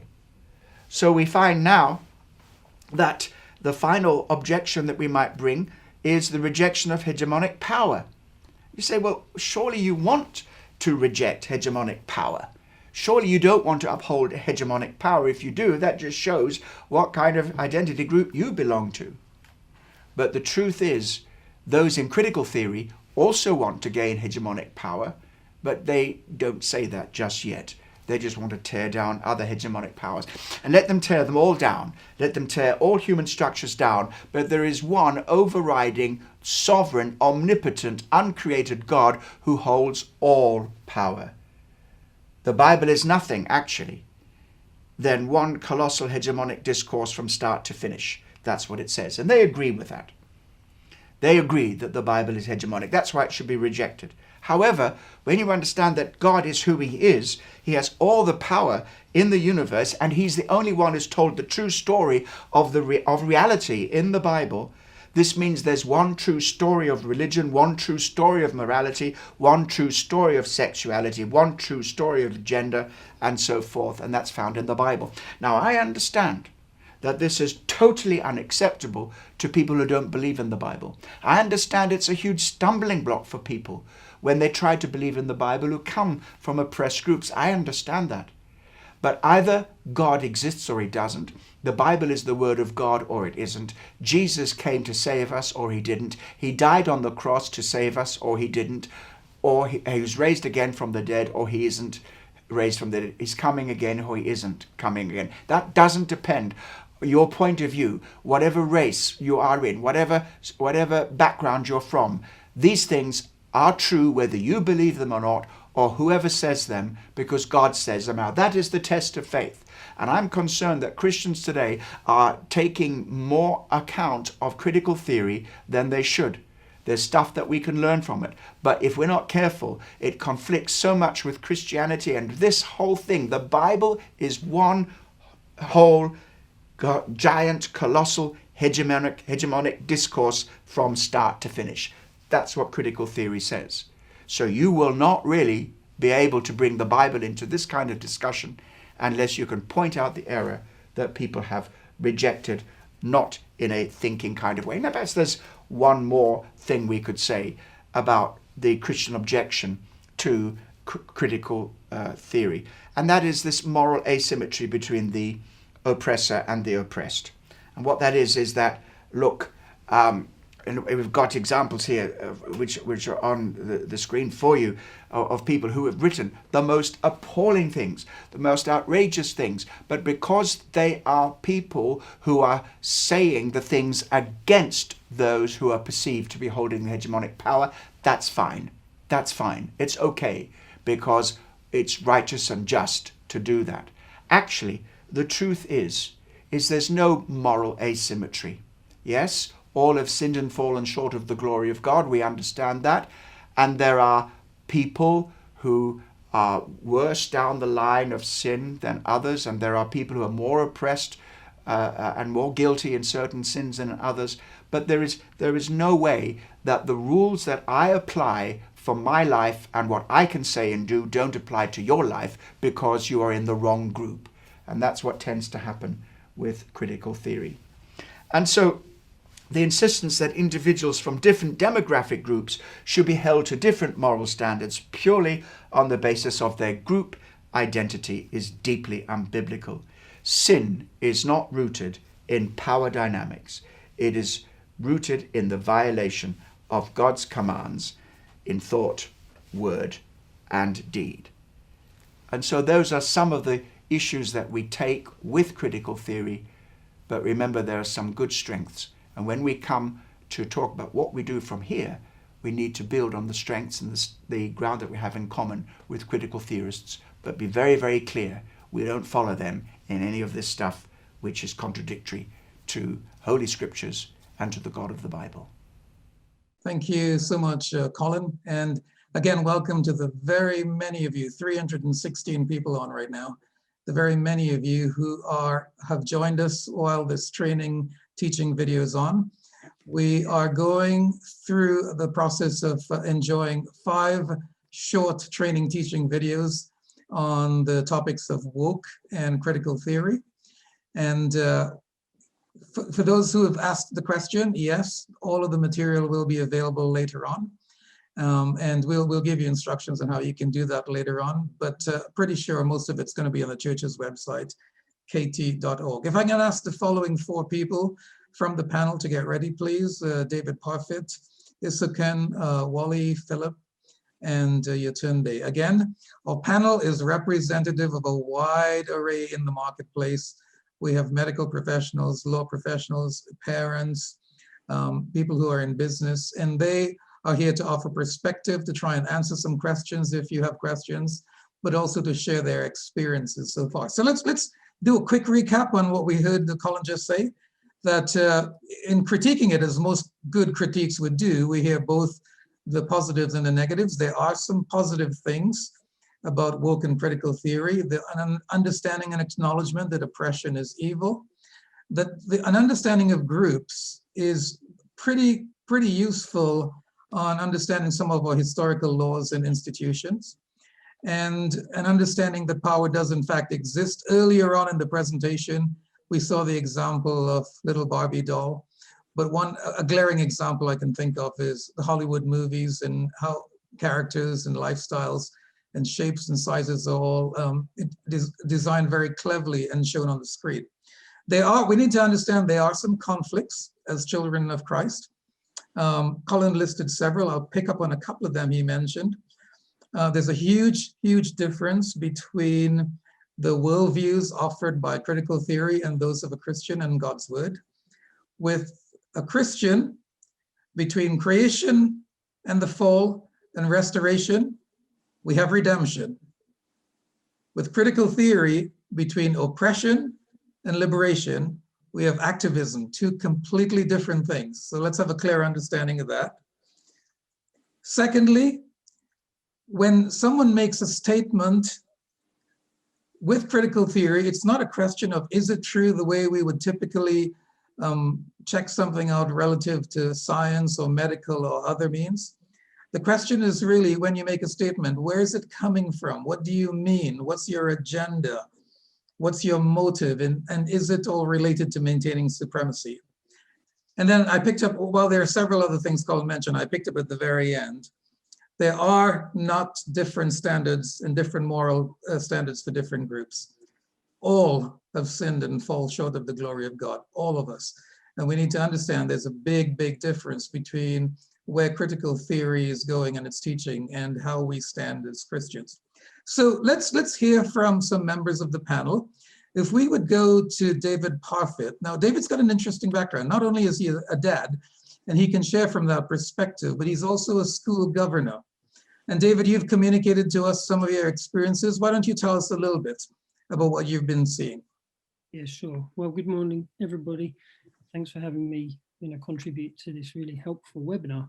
So I've not always been a school governor. Obviously, you can only serve for 2 4-year terms, but my experience as a school governor began actually when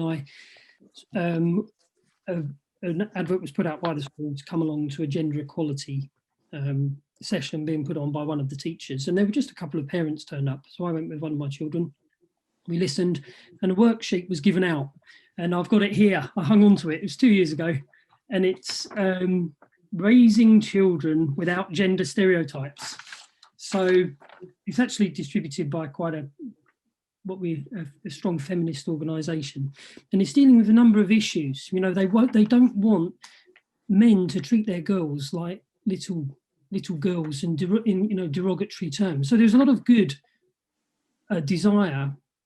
There could be a lot of good desire behind this kind of leaflet. It was trying to avoid girls ending up in situations where they could be abused, and allowing this idea that men can abuse girls and do all the kind of things that we know are bad.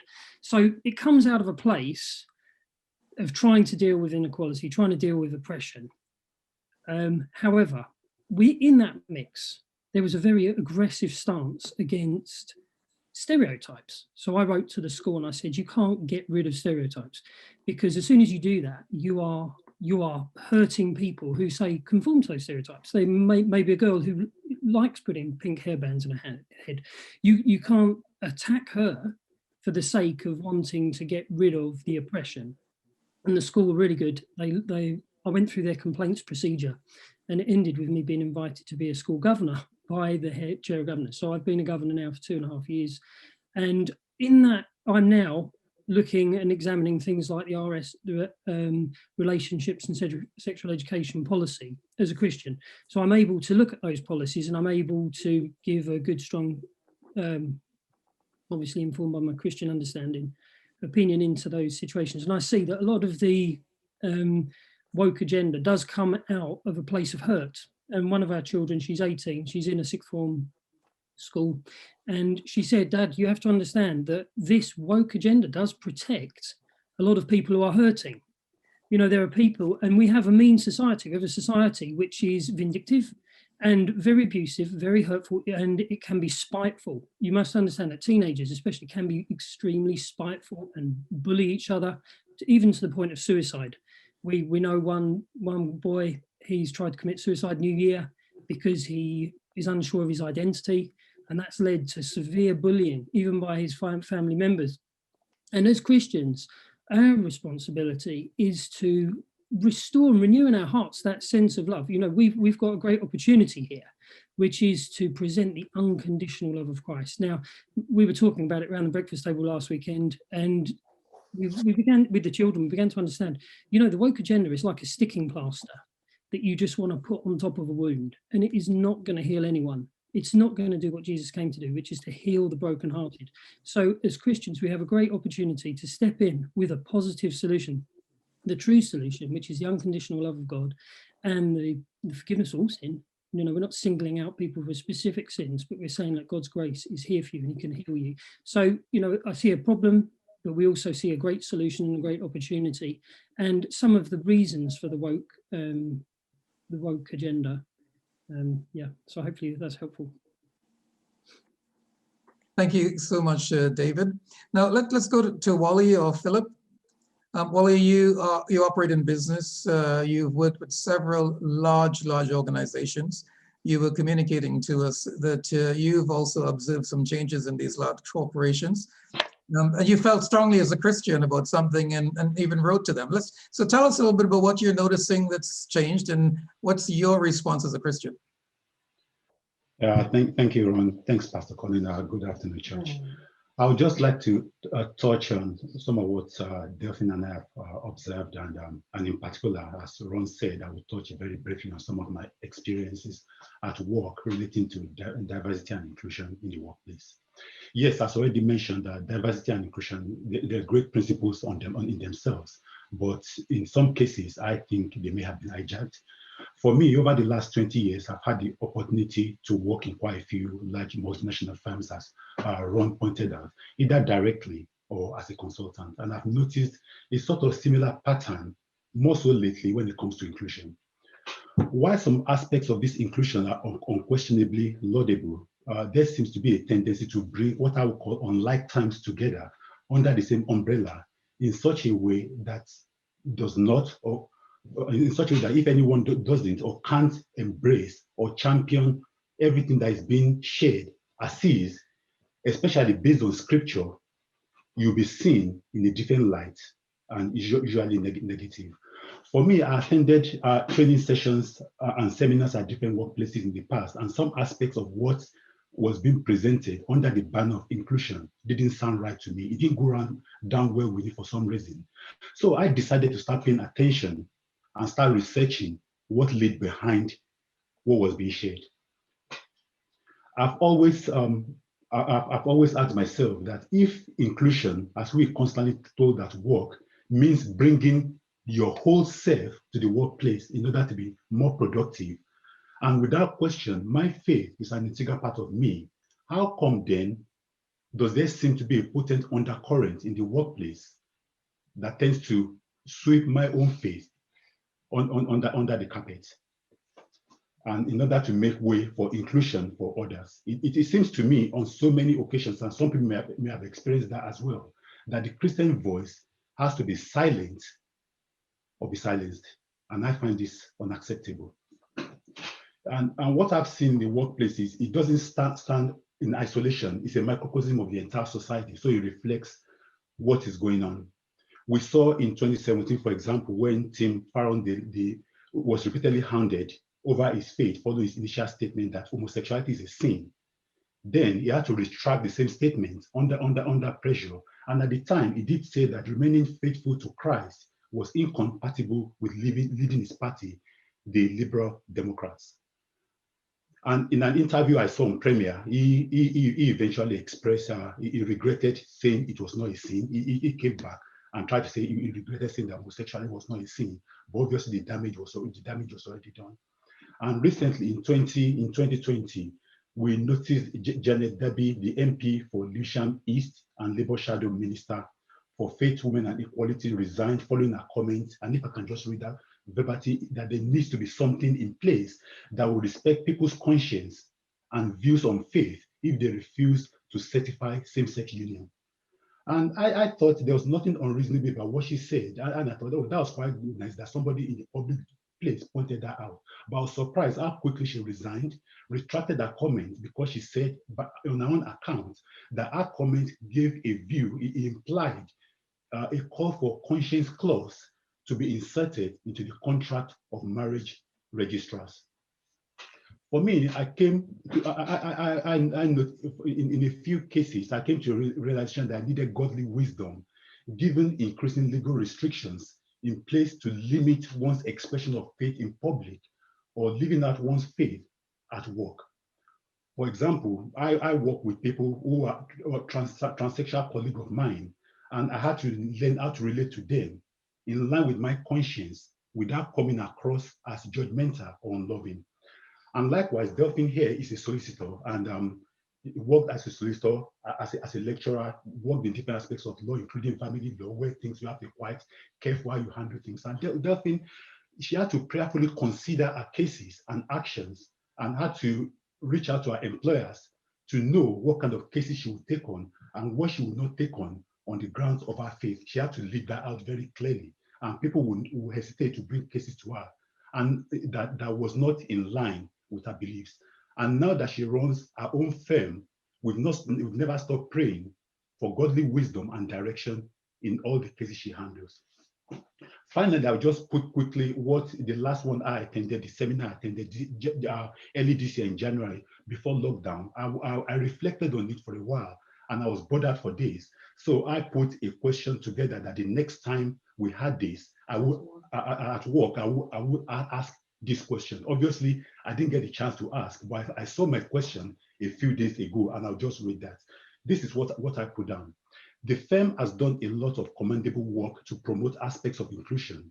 In the same light, what is the firm doing to promote freedom of conscience, especially where faith and inclusion are not necessarily at one? What is the firm doing to promote or protect the interests of professionals who find themselves at risk of being labeled non-inclusive simply by practicing their Christian faith? Not that I was expecting a response, a Christian response from the boss, but I felt it was important to put this viewpoint because the Christian faith to me was constantly being marginalized. And those who were in charge seemed that even though they may not have meant bad, their views, they had a different world view, which I'm not beginning to understand, which is diametrically opposed to scripture. And so I'm quite grateful about what Pastor Colin is sharing, and we just continue to pray for a better understanding of the times we live in. So thank you, Wally. God give us wisdom and boldness to respond appropriately. Thank you. Yeah, thank you so much. I appreciate what you're saying, because it seems a number of questions are coming in about what do we do next? What do we next? It sounds like people are really understanding what we're teaching, and they're concerned about how do we make this work next. So I really appreciate that. If I can hear very, very briefly from Yetunde, you work in the medical environment. So I work in a hospital setting, and I'm going to give an example of how communication has changed or has been more controlled in recent years. So to give some background, whenever a patient is seen, a letter is usually sent to the GP and to the patient to explain treatment and diagnosis. And for speed, a standard template is often used. Only specific details of the letter are changed to tailor it for each patient and their condition. So in the last few years, there's been a change in the templates, and the newer templates have removed all titles such as Mr. and Mrs., and they've removed the pronouns he, she, him, her, and they've all been replaced by their. So for example, several years ago, a template or a letter would have read, Mr. X attended the hospital, his test results were normal, we will review him again in 6 months. The letters now read, X attended the hospital, their test results were normal, we will review them again in 6 months. And this is now sent to all patients, and unless you manually change it. Thank you, Yetunde. So everyone's become there. Correct, yes. Okay, let's hear from Issachin really briefly, and then we'll go on to the next video right after. Okay, so thank you so much for this opportunity. It's an honor to be here with everybody. I think my own experience was, I'll start with my family background. So coming from a background where I have a parent that's worked in government and in politics, I remember growing up and even being an adult where people felt like, oh, if your parent worked, you know, in the government, worked with presidential or in politics, then they were probably a crook. So there were things that I remember being deprived of because people felt, no, she's probably had a very glamorous life, so you don't deserve to be given certain benefits that you needed to have. And I remember growing up with that and always having to fight for my rights. And I remember having to be very assertive and remembering not having to be bitter when those things came towards me. And I remember many times that I would grow up and see things being written down in the newspapers or on the internet. And if I were not the child of the person, I would easily believe that. And I think one of the things that taught me was do not be quick to criticize, or don't be quick to judge. And now moving that into the professional place, into the workplace, having come from a legal background, I'm very passionate about procedures and laws being followed. And I remember going to my place of work, even now, where people would want to breach company procedures and not follow the standard operating procedures. And I remember always being that person to say, oh no, if you have a problem with the leadership, then why don't you submit an official letter and take it to them so that things are done the proper way? Because the Bible tells us to submit to authority. And even trying to instill that in the workplace, there's always that thing of, okay, well, she's different because you're trying to be a Christian. And I think over the years, with the experience I've had, what that has done to me, instead of becoming bitter, I said, okay, I have to find a way to still show that moral and ethical values are things that cannot be removed from the workplace. Because I think what the aim is always to silence you if you're a Christian, if you're standing for righteousness and justice. But I think that we must not be intimidated by that, but look for a way to express what we believe in the most wisest way possible, because I think everybody really wants to be heard and wants to be understood. So whilst we're coming against that, we mustn't let ourselves be silenced, but we still have to be the light of the world and the salt of the earth, and let people know that we stand for something. Because I think if you don't stand for something, you will fall for anything. And like there's a quote that says, people don't care what you know until they know that you care. So one of my pain points of feeling, oppressed and stigmatized because of my background or because of my beliefs was to say, I want to turn this into a PowerPoint, become bitter and not better, and say, how can I empathize with people who are in my position, and how can I have compassion for them and help them to be people that follow the law without them feeling like I'm discriminating them, but showing them why it's important to honor leadership, to follow systems and procedures so that you can have good governance. So that's my example. Fantastic. Thank you so much. You know, when we come to the question and answer, a number of people have been asking what's next. Some of that will come in very, very important. So I appreciate you inputting there. Just a reminder, we're going to go ahead shortly into training, teaching video 5 of 5. We've given you a little bit of background into critical theory and woke. Colin's broken down some difficult words and explained them. We have actually given you examples of where we see it at work. We've critiqued it, looking at the negatives and the positives. And now we're going to talk really briefly in session 5 about what's coming up next. So let's go to training video 5.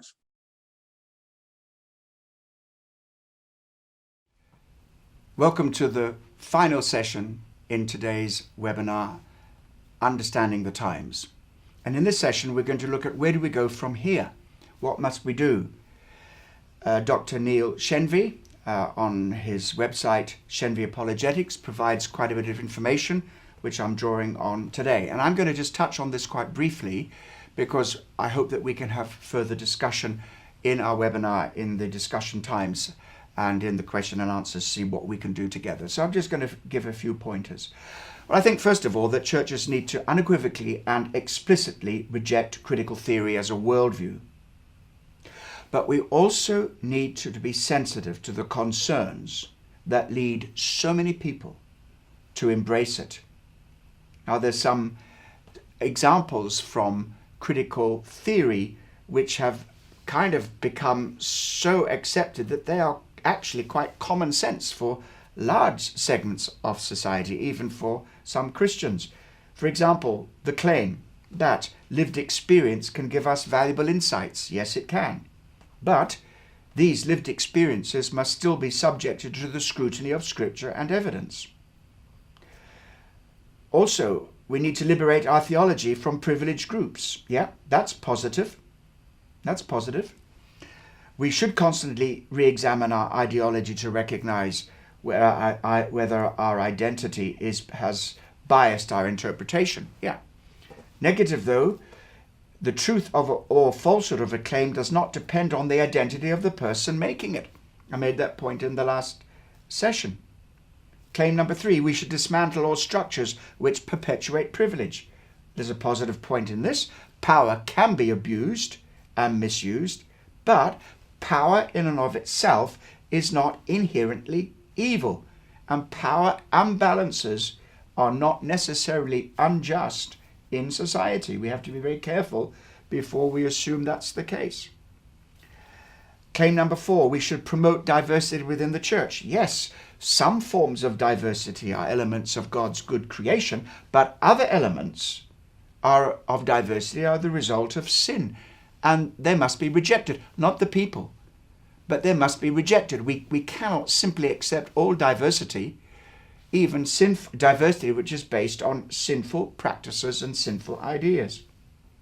And so we can acknowledge the valuable elements of critical theory, but we also need to reject the ultimate goals and sometimes the pragmatic, practical strategies of the woke agenda in political activism.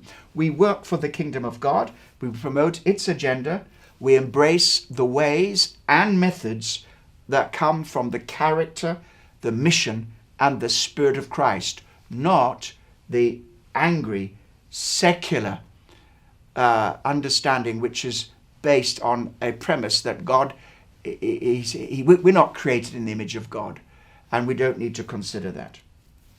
So the question is, we need to ask, what can we do as a church to confront issues of race, class, gender, power, and justice, where there is equality? We've got to fight racism and all forms of injustice.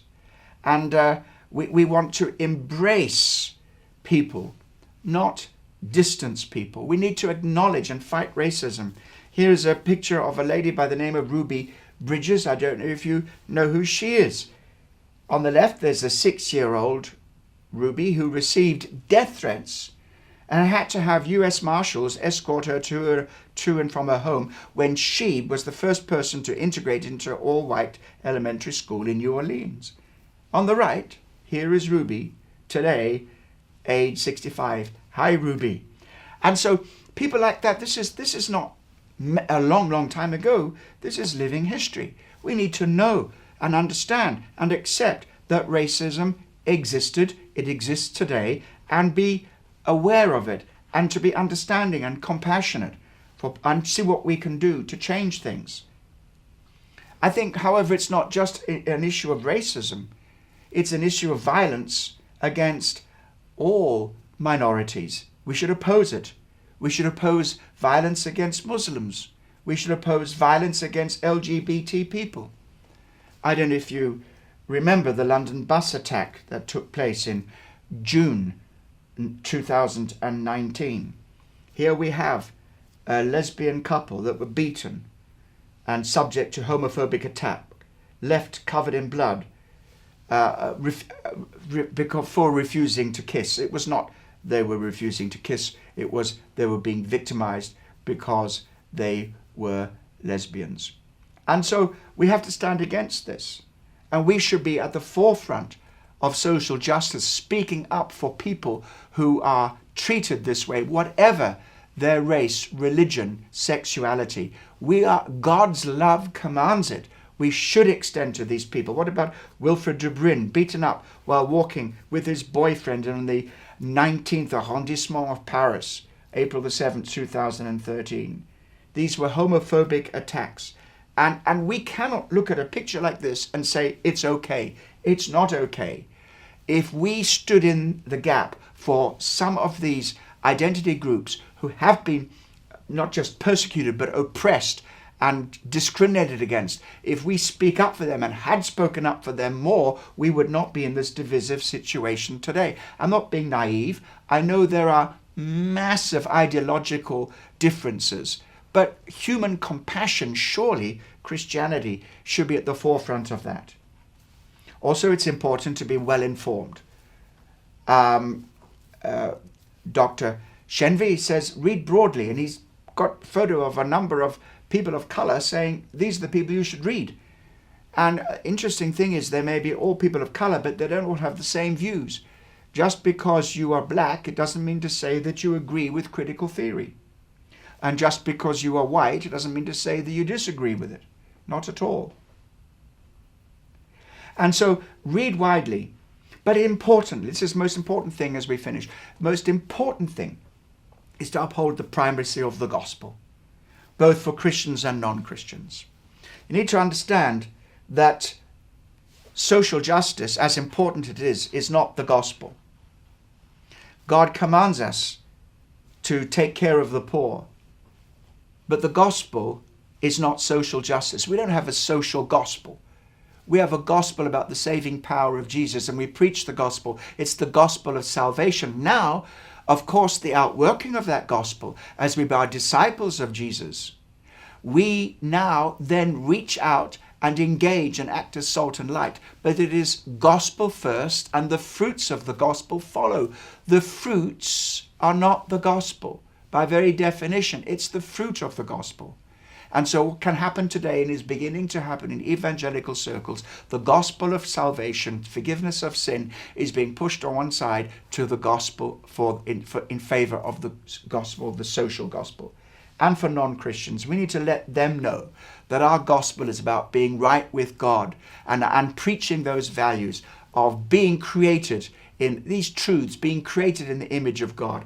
All have sinned and fallen short of the glory of God, and we need Christ's redemption. All of these things, we're in the same boat. Whatever race or generation or sexuality group we belong to, we're in the same boat, and we need Jesus to help us to walk with God. And then finally, I think it's important to act compassionately and to make a difference, make a real difference. And we're going to be hearing stories of people who will contribute from our webinar as to how they've gone about that, what they've experienced, and the differences that we can make. So we're going to move into discussion, question and answers, and we can look at this in more detail. Where do we go from here? Understanding the times, what we should do to serve God in our generation. Thank you so much again, Colin. And that was... Thank you, Ron. I would just like to take this opportunity to answer some questions quickly that have come in. According to our schedule, we had scheduled to finish by 1 o'clock, and we are doing quite well for time because you've really been a really good host on this. So don't take the time that I use now off the contributions that are to follow. We have time. Okay, thank you so much. Thank you for all the people that have written in questions, and not only during the webinar but before, and some very valuable points. Now, my motivation here is to just step in, answer a few questions, short questions, and also to set some direction for the discussion that is to follow, so I can cover quite a bit of ground before we do that. Just one or two things is that what has struck me is that so many people who've contributed are giving us shining examples of Christian activism at work. You are really doing a great job. The right kind of activism, as David and others were sharing, very, very encouraging, because at the end of the day, we don't want to lead by the example of power. We want to lead by the power of example. I don't think I'll be the first pastor to quote something from Joe Biden's inaugural speech. I may interpret it slightly differently, but I think that's very, very good. One or two questions on mental health. And this is what's very interesting. Observations are that mental health is being negatively affected by woke. And I think it is. let's just think of one thing. I'm sure we've all heard of CBT, cognitive behavioral therapy. Cognitive behavioral therapy is to help people who are going through anxiety and depression and other manifestations of mental health issues by taking charge of the thoughts and the statements that they are saying to themselves over and over again. For example, CBT will teach you, do not catastrophize. You know, so, okay, I go out, the dustbin men and women didn't come, the cat's been sick on the floor, and a large bill comes in, and you say, this is the end of the world, this is catastrophic. No, it's not. It's three very difficult situations. And so you take away the catastrophizing element. Now, woke teaches you the opposite. Woke teaches you to suspect everybody, and in every situation, understand that racism, homophobia, sexism, it exists, it's happening all the time, everywhere. And so you become highly suspicious of people, question their motives, and question yourself. And this is the very opposite of CBT. It's reverse CBT. And I don't think that's very healthy mentally. One of the things that has come up is that, yeah, we also promote an agenda. Ours is the kingdom agenda. However, the difference is we are prepared to submit our truth claims to public scrutiny. All our truth claims can be examined and defended by evidence. So in other words, yeah, unashamedly, we have an agenda as Christians to transform society in line with kingdom principles.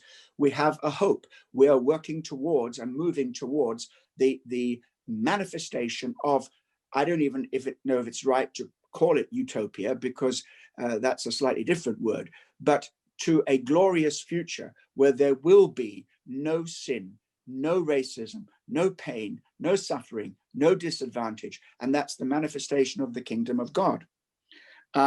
What is also important to understand is that when we speak up and take and intervene, that we don't do this from a reactive point, an aggressive point, simply by objecting.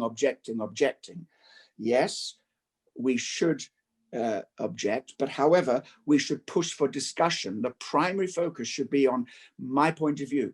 This is what Philip was saying when he looked at what was behind some of the diversity and inclusion training that he was being told to go through from a business perspective.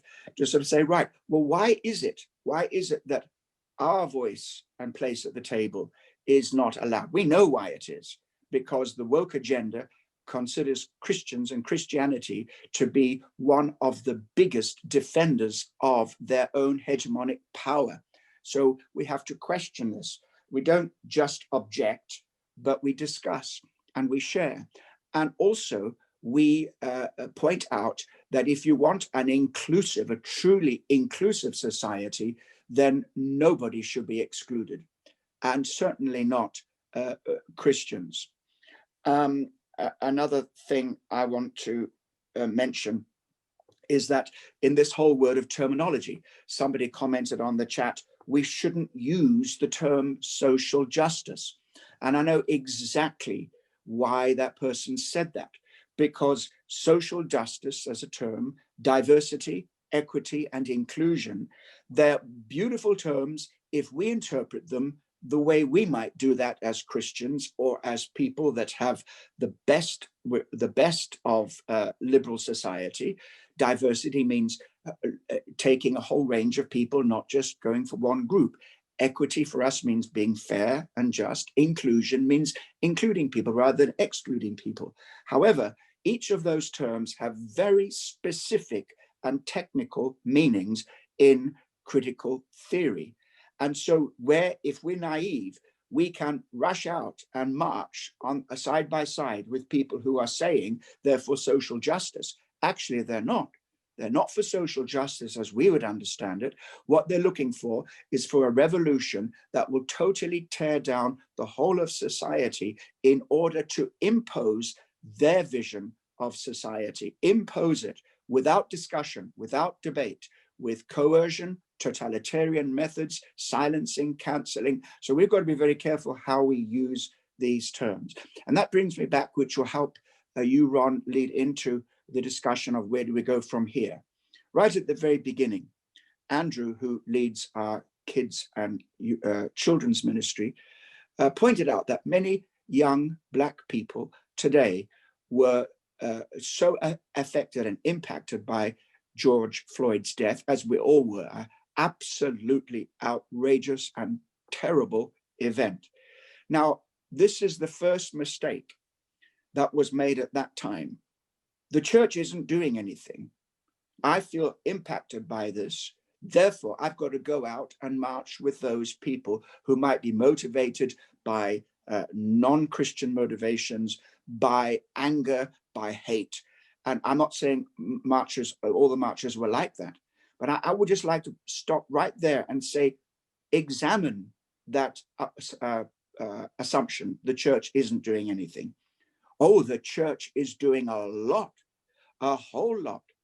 If we believe the real answer is not just activism, but Christian activism based on the revelation of God and the belief in redemption and the kingdom of God, we day by day, week by week, are doing an amazing amount of things. And this panelist room today, together with the Giants Ministry and regular members of Kensington Temple, Untitled Church, we are working every single day. And so we also have a powerful example. I can't think of a more powerful example of anti-racism than Kensington Temple Church right now. There are others as well, where we have a 100 and whatever different nationalities, where we have a truly racially inclusive and a unified community, where we've learned that our identity is in Christ and we accept one another, whatever the background. I do accept that we have to look at new ways of being more proactive and more active, and thinking of a category of activism which is distinctively Christian. But it must be redemption first activism, not activism that is grievance first, and separate this activism from critical theory. Just one more thing before I hand on. Think about it. If you go close to woke, one of the most dangerous places to be is close to woke, as that yoga organization found in the United States of America. What you have to do, if you stand with woke, you will have to silence your Christian view. Because as far as woke is concerned in critical theory, you as a Christian are part of the hegemonic power, the principal reason why society is in a mess. That's why this is so dangerous for Christians who will look at the good parts of woke and critical theory, look at the crying needs for social justice that will cause us to take political action, social action, educational action, to really engage in the public square. Yes, we must do this, but we cannot do it without first separating our activism from the activism that is spurred on by critical theory. And I think that many woke critical theorists actually have exploited the pain and suffering of people, whether they are gay or Black, belong to an ethnic minority or any other identity group, exploited that pain and tried to multiply that pain, where we speak of forgiveness and healing, reconciliation. That kind of activism must come above the parapet. We must speak out without fear of being cancelled, and we must protest, and we must lobby government, and we must look at ways of changing laws and speaking up for Christian perspective, which is truly inclusive, and also not being afraid to march. I've marched and I've stood next to people who are also equally passionate about the things that we need to do and to protest. So, all right, I hope that will clear a lot of questions out of the way and clear it up for us to take this further into what we must do practically. So back to you, Ron. Thank you. Thank you so much, Colin. I can see that a church board member and lawyer Solomon Osagi is on, and Deji, who is fairly senior in business. So I'll be coming to you shortly, gentlemen, just in terms of unpacking what Colin has just said. If we were to advise, if we were to help the church on practically what's next, let's offer a point of view.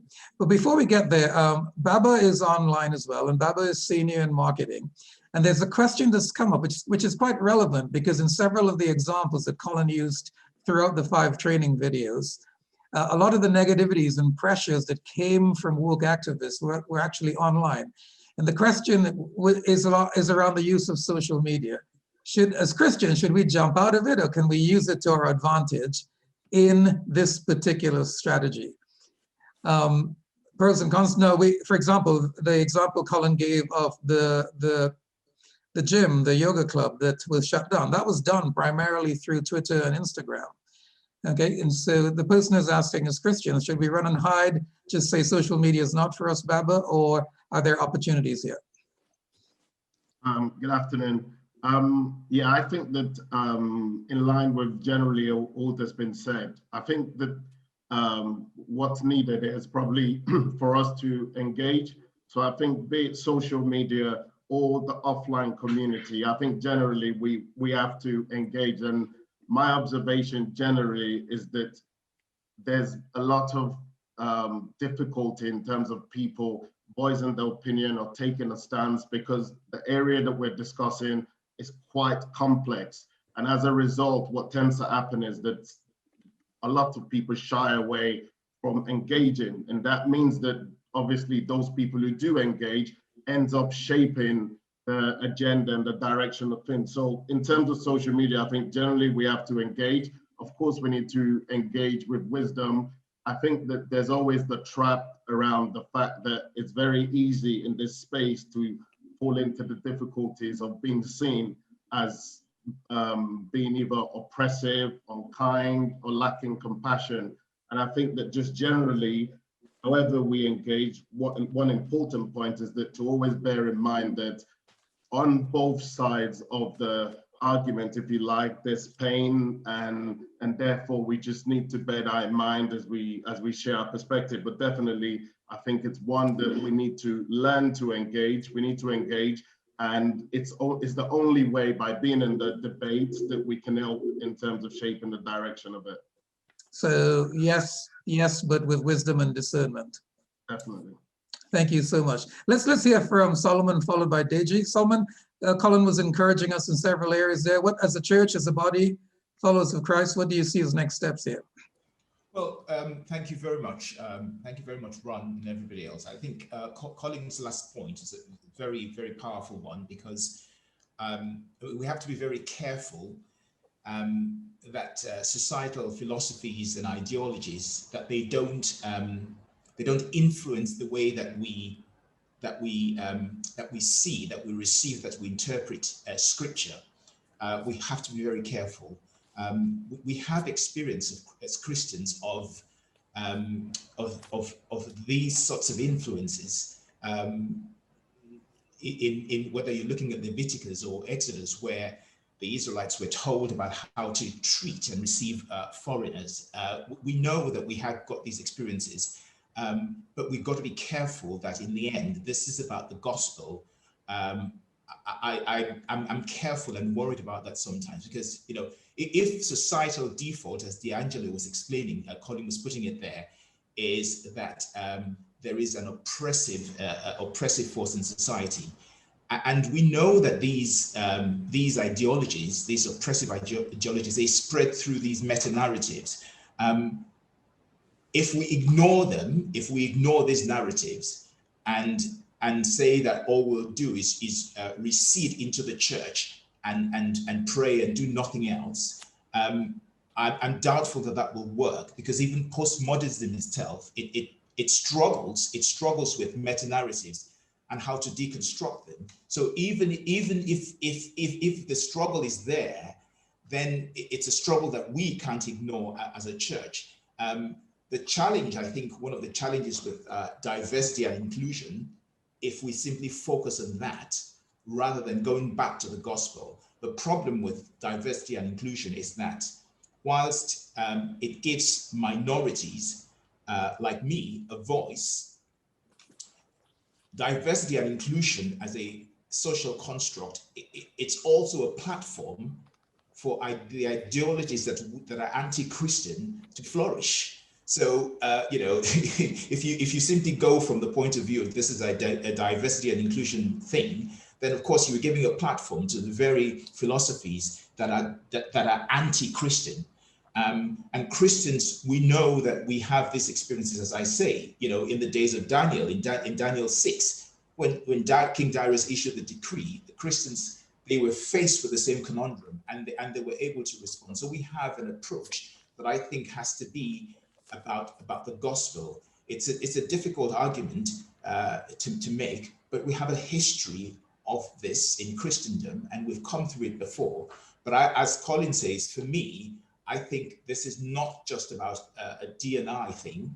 It's not a social crusade as some people want to present it.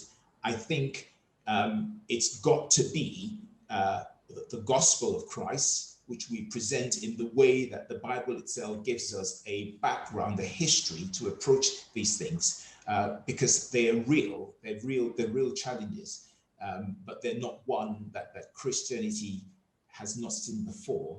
And I think we will be successful in the end because the gospel is true in the end, isn't it? Thank you. So Solomon, we have over 300 people listening in right now, watching. They're thinking, wow, this is great stuff. I feel really educated. I understand the topic much better. I understand my calling. What would you recommend as practical next steps? Well, for me, I think everybody should get involved. One of the challenges that we have is that Christians, and I'm not trying to be critical, I'm making what I think is that my own observation from being in the church, is that Christians are very good at making, they're very, very vocal and very demonstrative of our faith. Many of us, but I think by and large, what would be encouraging is if everyone puts their hands to the plow and gets involved. For example, in the work of the giants, there's a lot of work to be done, and we're going to be successful if all 300 people who are participating in this webinar and more, if everyone got actively involved in this activity that Colin is driving and has been pushing for many years now, to be honest with you, we're going to have a bigger impact, because what we need is a joined-up approach to how to tackle these issues so that we're all speaking from the same point of view. And I think that if we start in the church community, our church community, if it spreads across, then we have a more unified approach. Because it's interesting that people think that we are one of the Christianities and it's one of the oppressors. Well, going by the numbers, you might think that might be the case, but actually, because there is not enough of a joined-up approach in getting involved, I think it makes it difficult. So my challenge would be, please, let's not just do this as a wonderful participative event on a Saturday. Let's all get involved. Let's sign up to the Giants and see how we can contribute to the agenda and pushing it forward. In fact, there's an interesting question on the chat about we can do social activism, but how do you convert that to our call to salvation and to share the message of Jesus Christ to others? And maybe we can come back to that in a second. But Deji, you operate senior in business. What do you see as next steps here, practical next steps?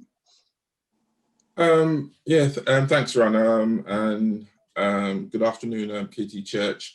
In terms of beginning, I think the first thing that, the message I think that we need to share with, the people who have an awoke agenda, it is really just to engage with them, but engage with them from a point of how Christ sees us, and I think Pastor Colin has said it in terms of the different groups that people are putting us into, either you're either an oppressor or an oppressed. I just think that narrative isn't in line with the gospel. The gospel, says that we should not be seen as victims. So even in racism, in sexism, in all of these different areas of injustices, to be seen as a victim is profoundly wrong. And, even as a Black person, yes, there is racism in business. Yes, there is racism in whatever. But, I've always refused to see myself as a victim, not just because I was born in Christ and Christ has said, I've got power, I've got authority, I've got a strong belief in God, and that reflects that. But I just think, even if you don't have any belief, to believe that you'll be able to conquer something from a place of the wrong mental mindset is kind of like quite wrong. So I would challenge, the people that have that agenda, that even for their own selves, there needs to be a renewing of their mind in terms of how they see themselves. But in terms of the church and in terms of us, and I think just alluding to what Dr. Solomon has already said, is we need to show them that there is a better way.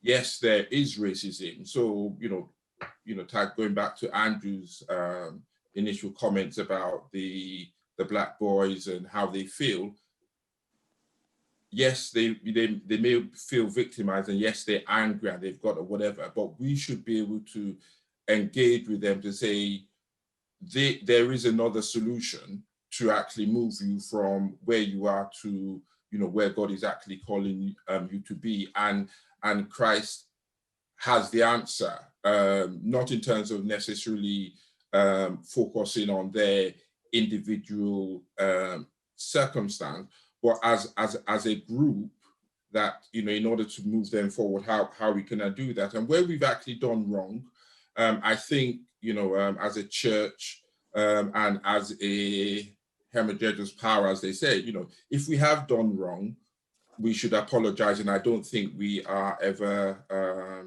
shy in apologizing for where we've done wrong and where we've made mistakes, to acknowledge that. But we can't be vilified every single day for a mistake or whatever that we have already repented for. Again, that goes against the gospel, goes against salvation. So when we're engaging with these groups, if we have maybe used our power, authority, or we haven't done something the way, maybe it's accepted that is right, we apologize, but we can't be held to our past mistakes, just like the people that are criticizing.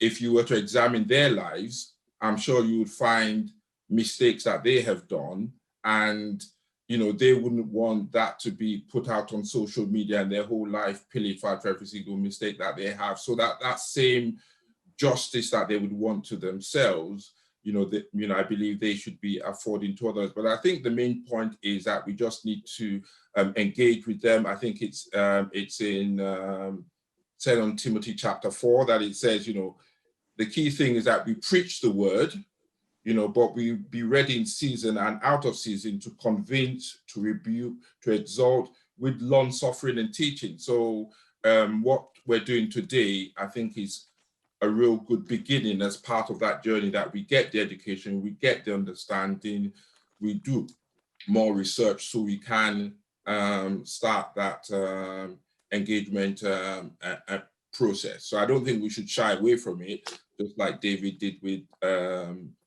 Goliath. I think we should run to it with excitement and say it's an opportunity. Fantastic.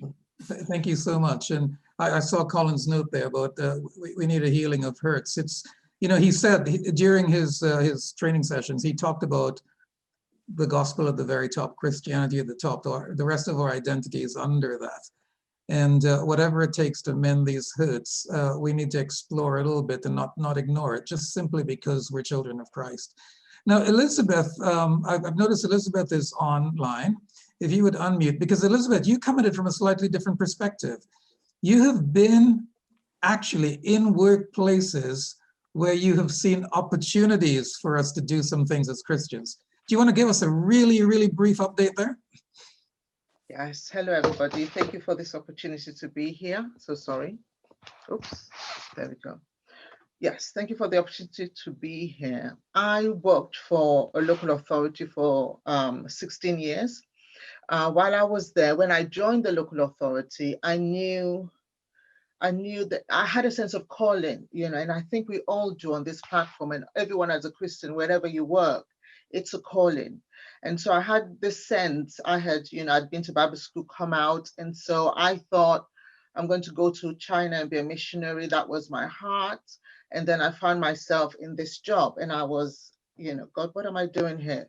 And I just had a moment where I saw all these people, and I had a sense that, no, this is where this is the mission field. And so for 9 years, I sat on it, or for however length of time it might be for anyone. I just sat on it, prayed, and thought, okay, God, what do you want to do? And then eventually I found out who the Christians were in the organization, and we came together and started meeting together. And we would pray, we would share, we would do different things. And then it got to a point where I felt that very strongly, you need to do an Alpha course. And I'd never heard anybody do an Alpha course in the workplace. So I was petrified. How am I going to do this? What am I going to do? So again, I sat on it for a while, prayed over it and everything. And I thought, who can I speak to in HR about this? Because I knew I needed permissions to get it done.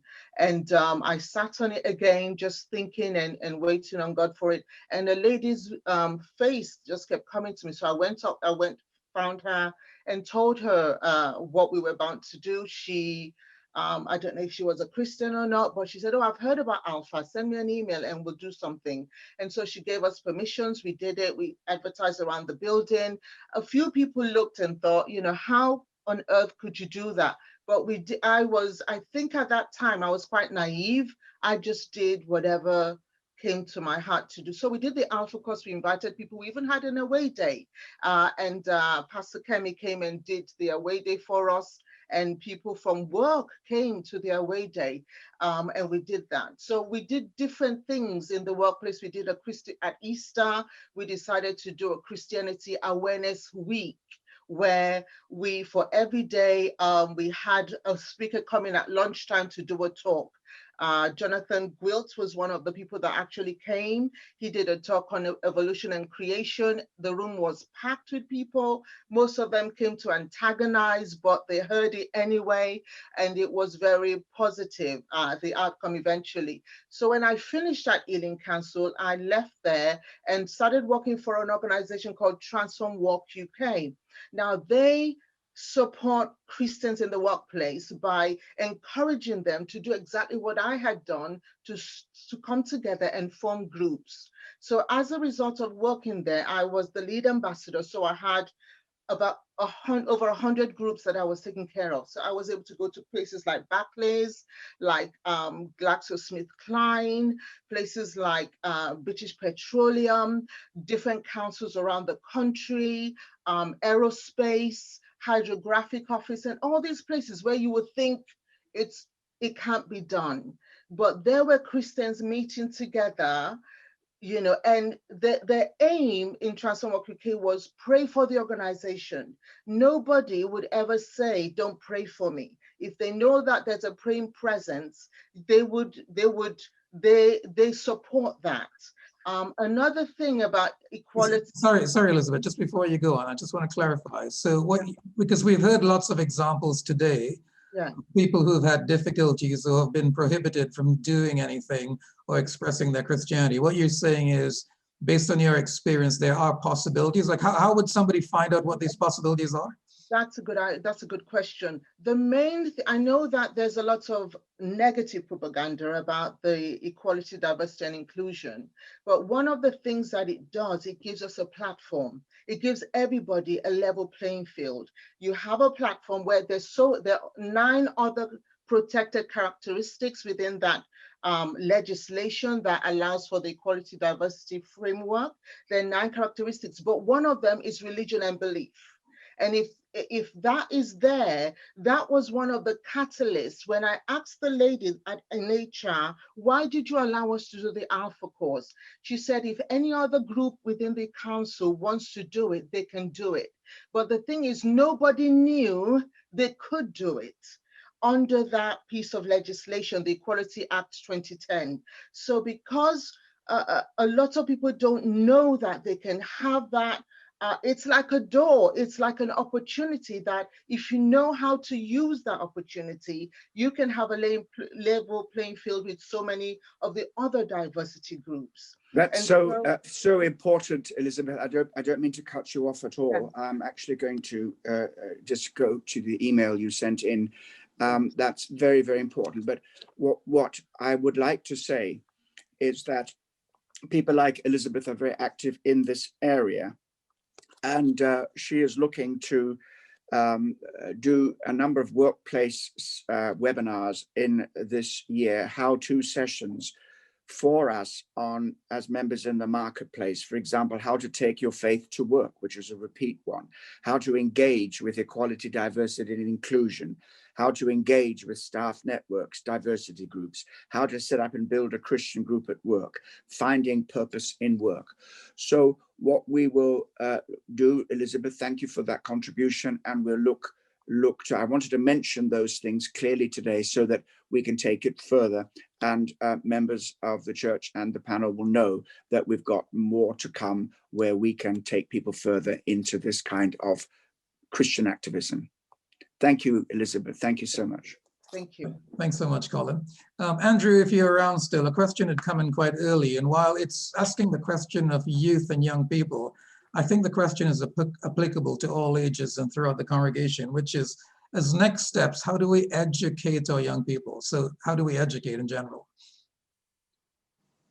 Yeah, how we educate is first we have to listen. We have to generate relationship. We have to communicate. We need to find out how they think, why they think, and what other things are affecting their thoughts.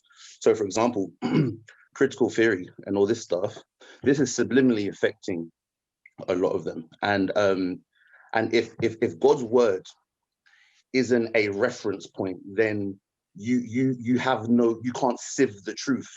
Anything that is being taught by you will naturally be received. So first of all, we have to listen to them. We need to find out why, because when you can see what they're seeing, then what comes out of your mouth will be that much more accurate. And also you have to know what they're looking to do as well. There are young kids who want to be activists, but there are young kids who want to teach. And I feel sometimes both sides have to be touched. On a grassroots level, yeah, we need to educate. On a right now level, there are things to be done. There are, like, for example, Pastor Colin said, healing. There are so many young people who are so angry. Why? Because the love of God hasn't been ministered to them by the church, for example. So, for example, what do I mean by that? When will they be restored to a place of peace again? Because they've been agitated by some of the things that they've experienced and that they've seen and that they've heard.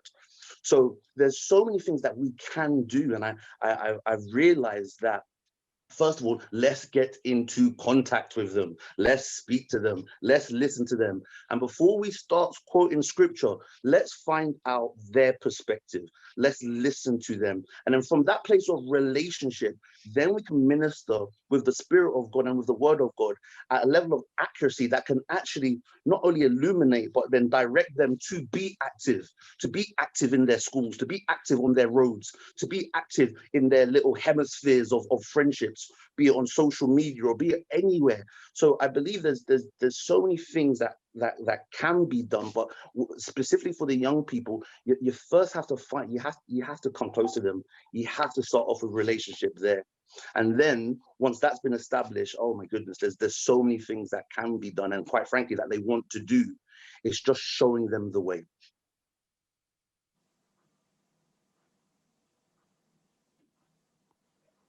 I can't hear you, I'm sorry. Sorry about that, Devendra. If you would unmute, do you have anything to add in this whole area of what do we do next in terms of educating people? Hi, Ron. Did you say Devinder? Yes. Yeah. Oh, wonderful. Well, Ron, Pastor Colin, thank you for putting this on. There's so much thought that's gone in there, and I'm really learning a lot.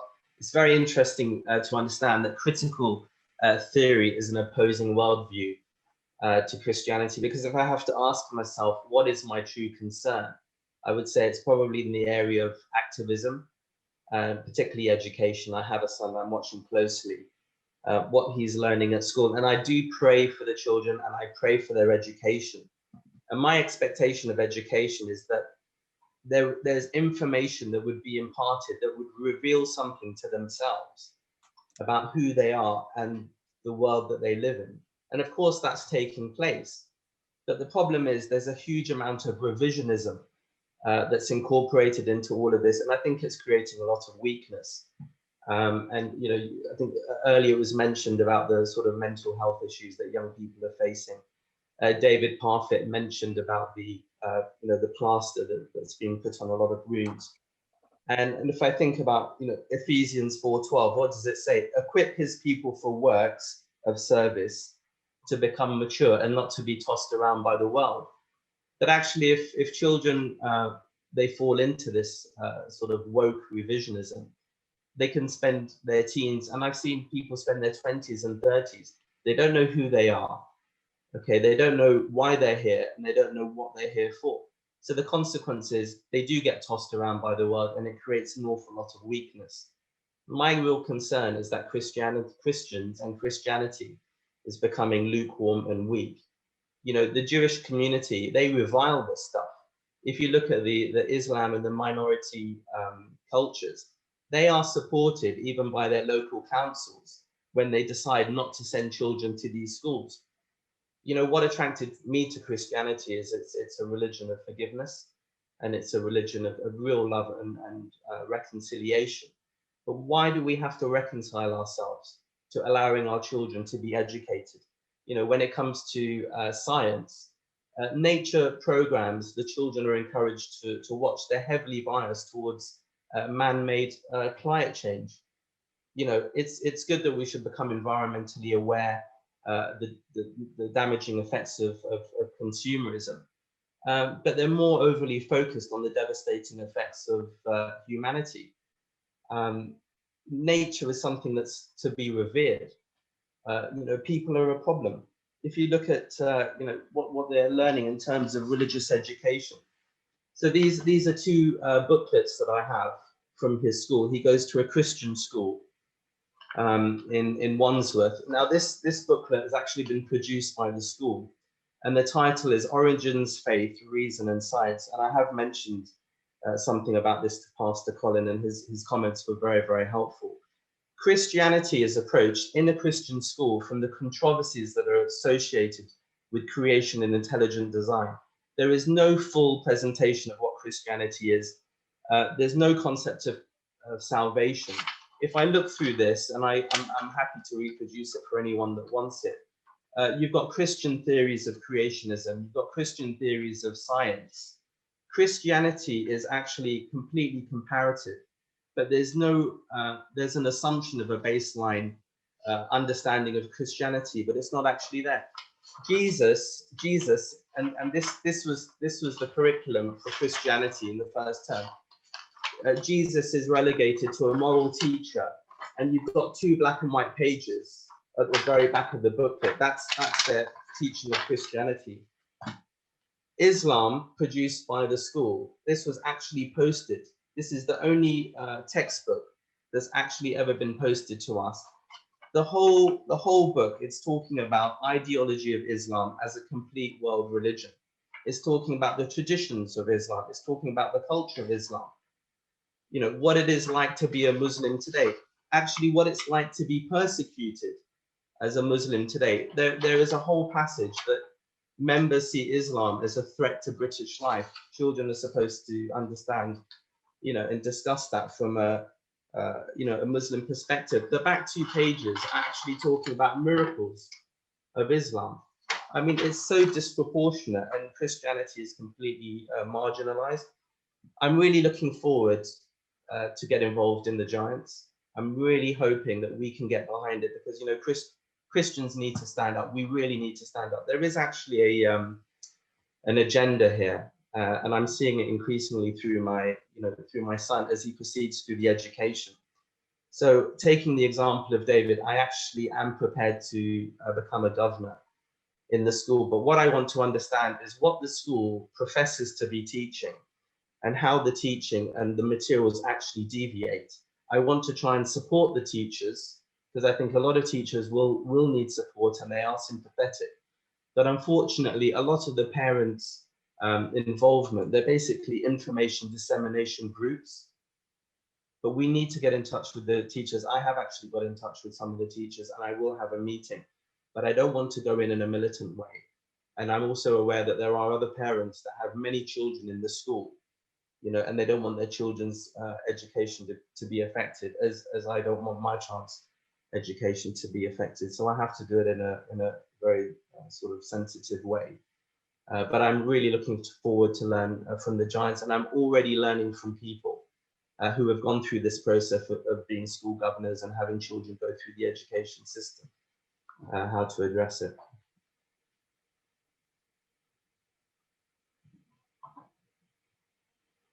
Thank you, Davinder, and sounds like a good practical next step. One of our panel members has just reminded us that we can join organizations like Christian Concern. And so the important thing is for each of us to do something and not wait for something to happen here. Colin, do you have any closing comments, particularly in this area of Christian activism is great, but we've got to see it in perspective. Got to hold the call of Jesus Christ in front of us, salvation as the ultimate goal. Yeah, indeed. Very, very briefly. We do have a bonus video coming up with our very special guest today, former President Barack Obama. Actually, it's a video, but still, anyway, that was a good way of presenting that. Yeah, so in terms of our response, we have to reject critical theory as a worldview, but look at some of the positives, find common ground, and build together. I think that the point that Andrew made is very high on the agenda. We need to listen to one another. And what I am concerned about is that people will take away from this webinar the false impression that we're saying, look, ignore the hurts, ignore the pain, ignore what people have gone through. No, we begin by listening. And while I do not accept that any person's lived experience is the sole criterion of truth, I do understand that people's personal experience is very informative and it produces empathy, empathic understanding, empathic listening to one another, allowing people to express what the pain that they feel. Particularly young Black people, their parents were shocked by what after George Floyd, conversation was being raised around the dinner table, and Black parents of Black children didn't know what their kids had been experiencing and feeling, because there's just been maybe not this sense of permission to talk about it. I think it's very important to give that kind of permissioning. Very important too that we look at the right kind of Christian activism, and that means going in the right way, putting redemption high on the agenda. We have an opportunity, not just for individual healing, but for the healing of society. And that can only happen through honest, frank listening, talking, and sharing, and really accepting and receiving one another. I think personally, and maybe I don't know how historically sound my impression is, but I believe that Bishop Desmond Tutu was highly used by God during a very painful time in post-apartheid South Africa. And he did this through a Truth and Reconciliation Commission, where people were able to talk about their feelings. And we look beyond anger to pain. When somebody hurts you, the first emotion is not anger. The first emotion is pain. And sometimes behind people's anger, there lies deep pain. And to be able to say that what a message we have. Jesus is the reconciler, the unity, the identity we have in Christ. There is neither male nor female, Jew nor Greek. You all know the passage. That doesn't mean to say we don't own and celebrate our differences, whether they're cultural, racial, and our experiential differences. They're marvelous. They add to the picture, but also not to sweep things under the carpet, and neither to go in with a very aggressive anti this, anti that. I would wish we were known not by what we're against, but known by what we are for. Our message is essentially a positive message. And so we're going to follow this up. We're not going to be able to put a 10-point plan of action in place by 1 o'clock. We will follow this up and look how it works throughout all of the giants. And I've been enormously encouraged by your contributions. All of you will look carefully through the questions and comments. Haven't been able to follow them all. We'll look at those, and we'll look at how we can also, please, we invite more and more comments and in, so that we can move forward as a church. And we probably will get a subgroup of people who will be like a kind of working group, who will say, all right, we've heard a lot. Let's sort this out. What can we do? What are some of the next steps in a practical way? And support one another, pray for one another. Peter McElvenna, I think he's still with us. Well, Peter McElvenna, amazing job they're doing. Elizabeth, what an amazing job you are doing. All of you, and standing up for Christ. There's so much that is already happening, and we can be encouraged by that. Okay, Ron, that's my summation. You don't need to hear from me again. Don't forget Barack Obama before we go. Yeah, we'll end with Barack Obama. But with a group of over 300, it's possible that there are visitors there. Those of you who do not know anything about Kensington Temple, if there are any questions you have for us as a church, you can email us at info@kt.org or call the number 0207 908-1700. We would love to have a chat with you. But as I promised earlier on, it took a lot to pull today off, and there are several constituent parts actually. So just to let you know, we're going to try and post 4 or 5 things up on our website.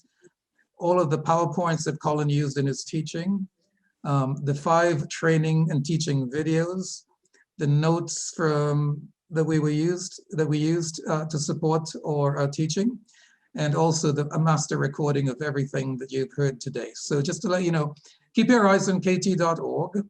We'll push a notification email out as well to let you know exactly when that's going to take place. We might have to do a little bit of editing, but it should be done relatively quickly, and there's so much there for you. Thank you for those who worked so hard for us to pull this off, starting with the panel members. I know many of you got a surprise call from me yesterday and did some preparation last night, came across really, really well. It's helped us all to grasp the subject much, much better. Colin, for the enormous amount of work you have done, my friend, in the last few months. You've trained us all, got us interested in the subject. And when I started this journey, it's probably a couple of months ago, I found it so complex, and Colin's really encouraged us. So thank you so much for keeping us focused and with a clear vision in mind. And I thought today we've done the best we can, and we've delivered what we can in terms of helping the congregation. So appreciate your and Amanda's leadership there. And thank you for those behind the scenes as well. Michelle, who helped us technically today, and some amazing behind the scenes technical support to get those 5 videos done today. Let me tell you, it took a lot of work to meet those deadlines. It was only filmed on Thursday, actually, and we had to get it ready for today. So thank you so much. These webinars would not be the same without you. The response has been amazing, both in terms of attendance, as well as your participation on the chat and the quality of the questions. If there's anything we have not had a chance to answer, we will keep this dialogue going. As Colin said, this is not a one-off. We will continue to have this dialogue going, and we'll have an opportunity. But let's, as we leave today, listen to a very short clip from Barack Obama on his perspective on woke. And then after that, it'll be have a blessed Saturday for everyone, and we'll be in touch really soon. So over to that video, Michelle. You know, this idea of purity and you're never compromised, and You're always politically woke and all that stuff. You should get over that quickly. The world is messy. There are ambiguities. Yep. People who do really good stuff have flaws. People who you are fighting may love their kids and, you know, share certain things with you. And I think that one danger I see among young people, particularly on college campuses, Malia and I talk about this. Yara goes to school with my daughter. But I do get a sense sometimes now among certain young people, and this is accelerated by social media, there is this sense sometimes of the way of me making change is to be as judgmental as possible about other people. And that's enough. Like if I tweet or hashtag about how you didn't do something right or used the wrong verb, or then I can sit back and feel pretty good about myself because, man, you see how woke I was? I called you out. I'm gonna get on TV, watch my show, watch Grownish.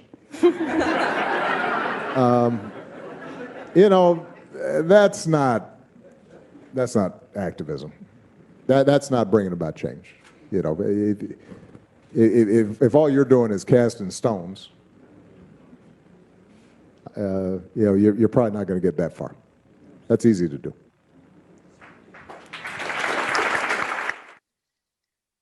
Thank you so much, everyone. Have a blessed day. And thank you for your hosting, Ron. Excellent job.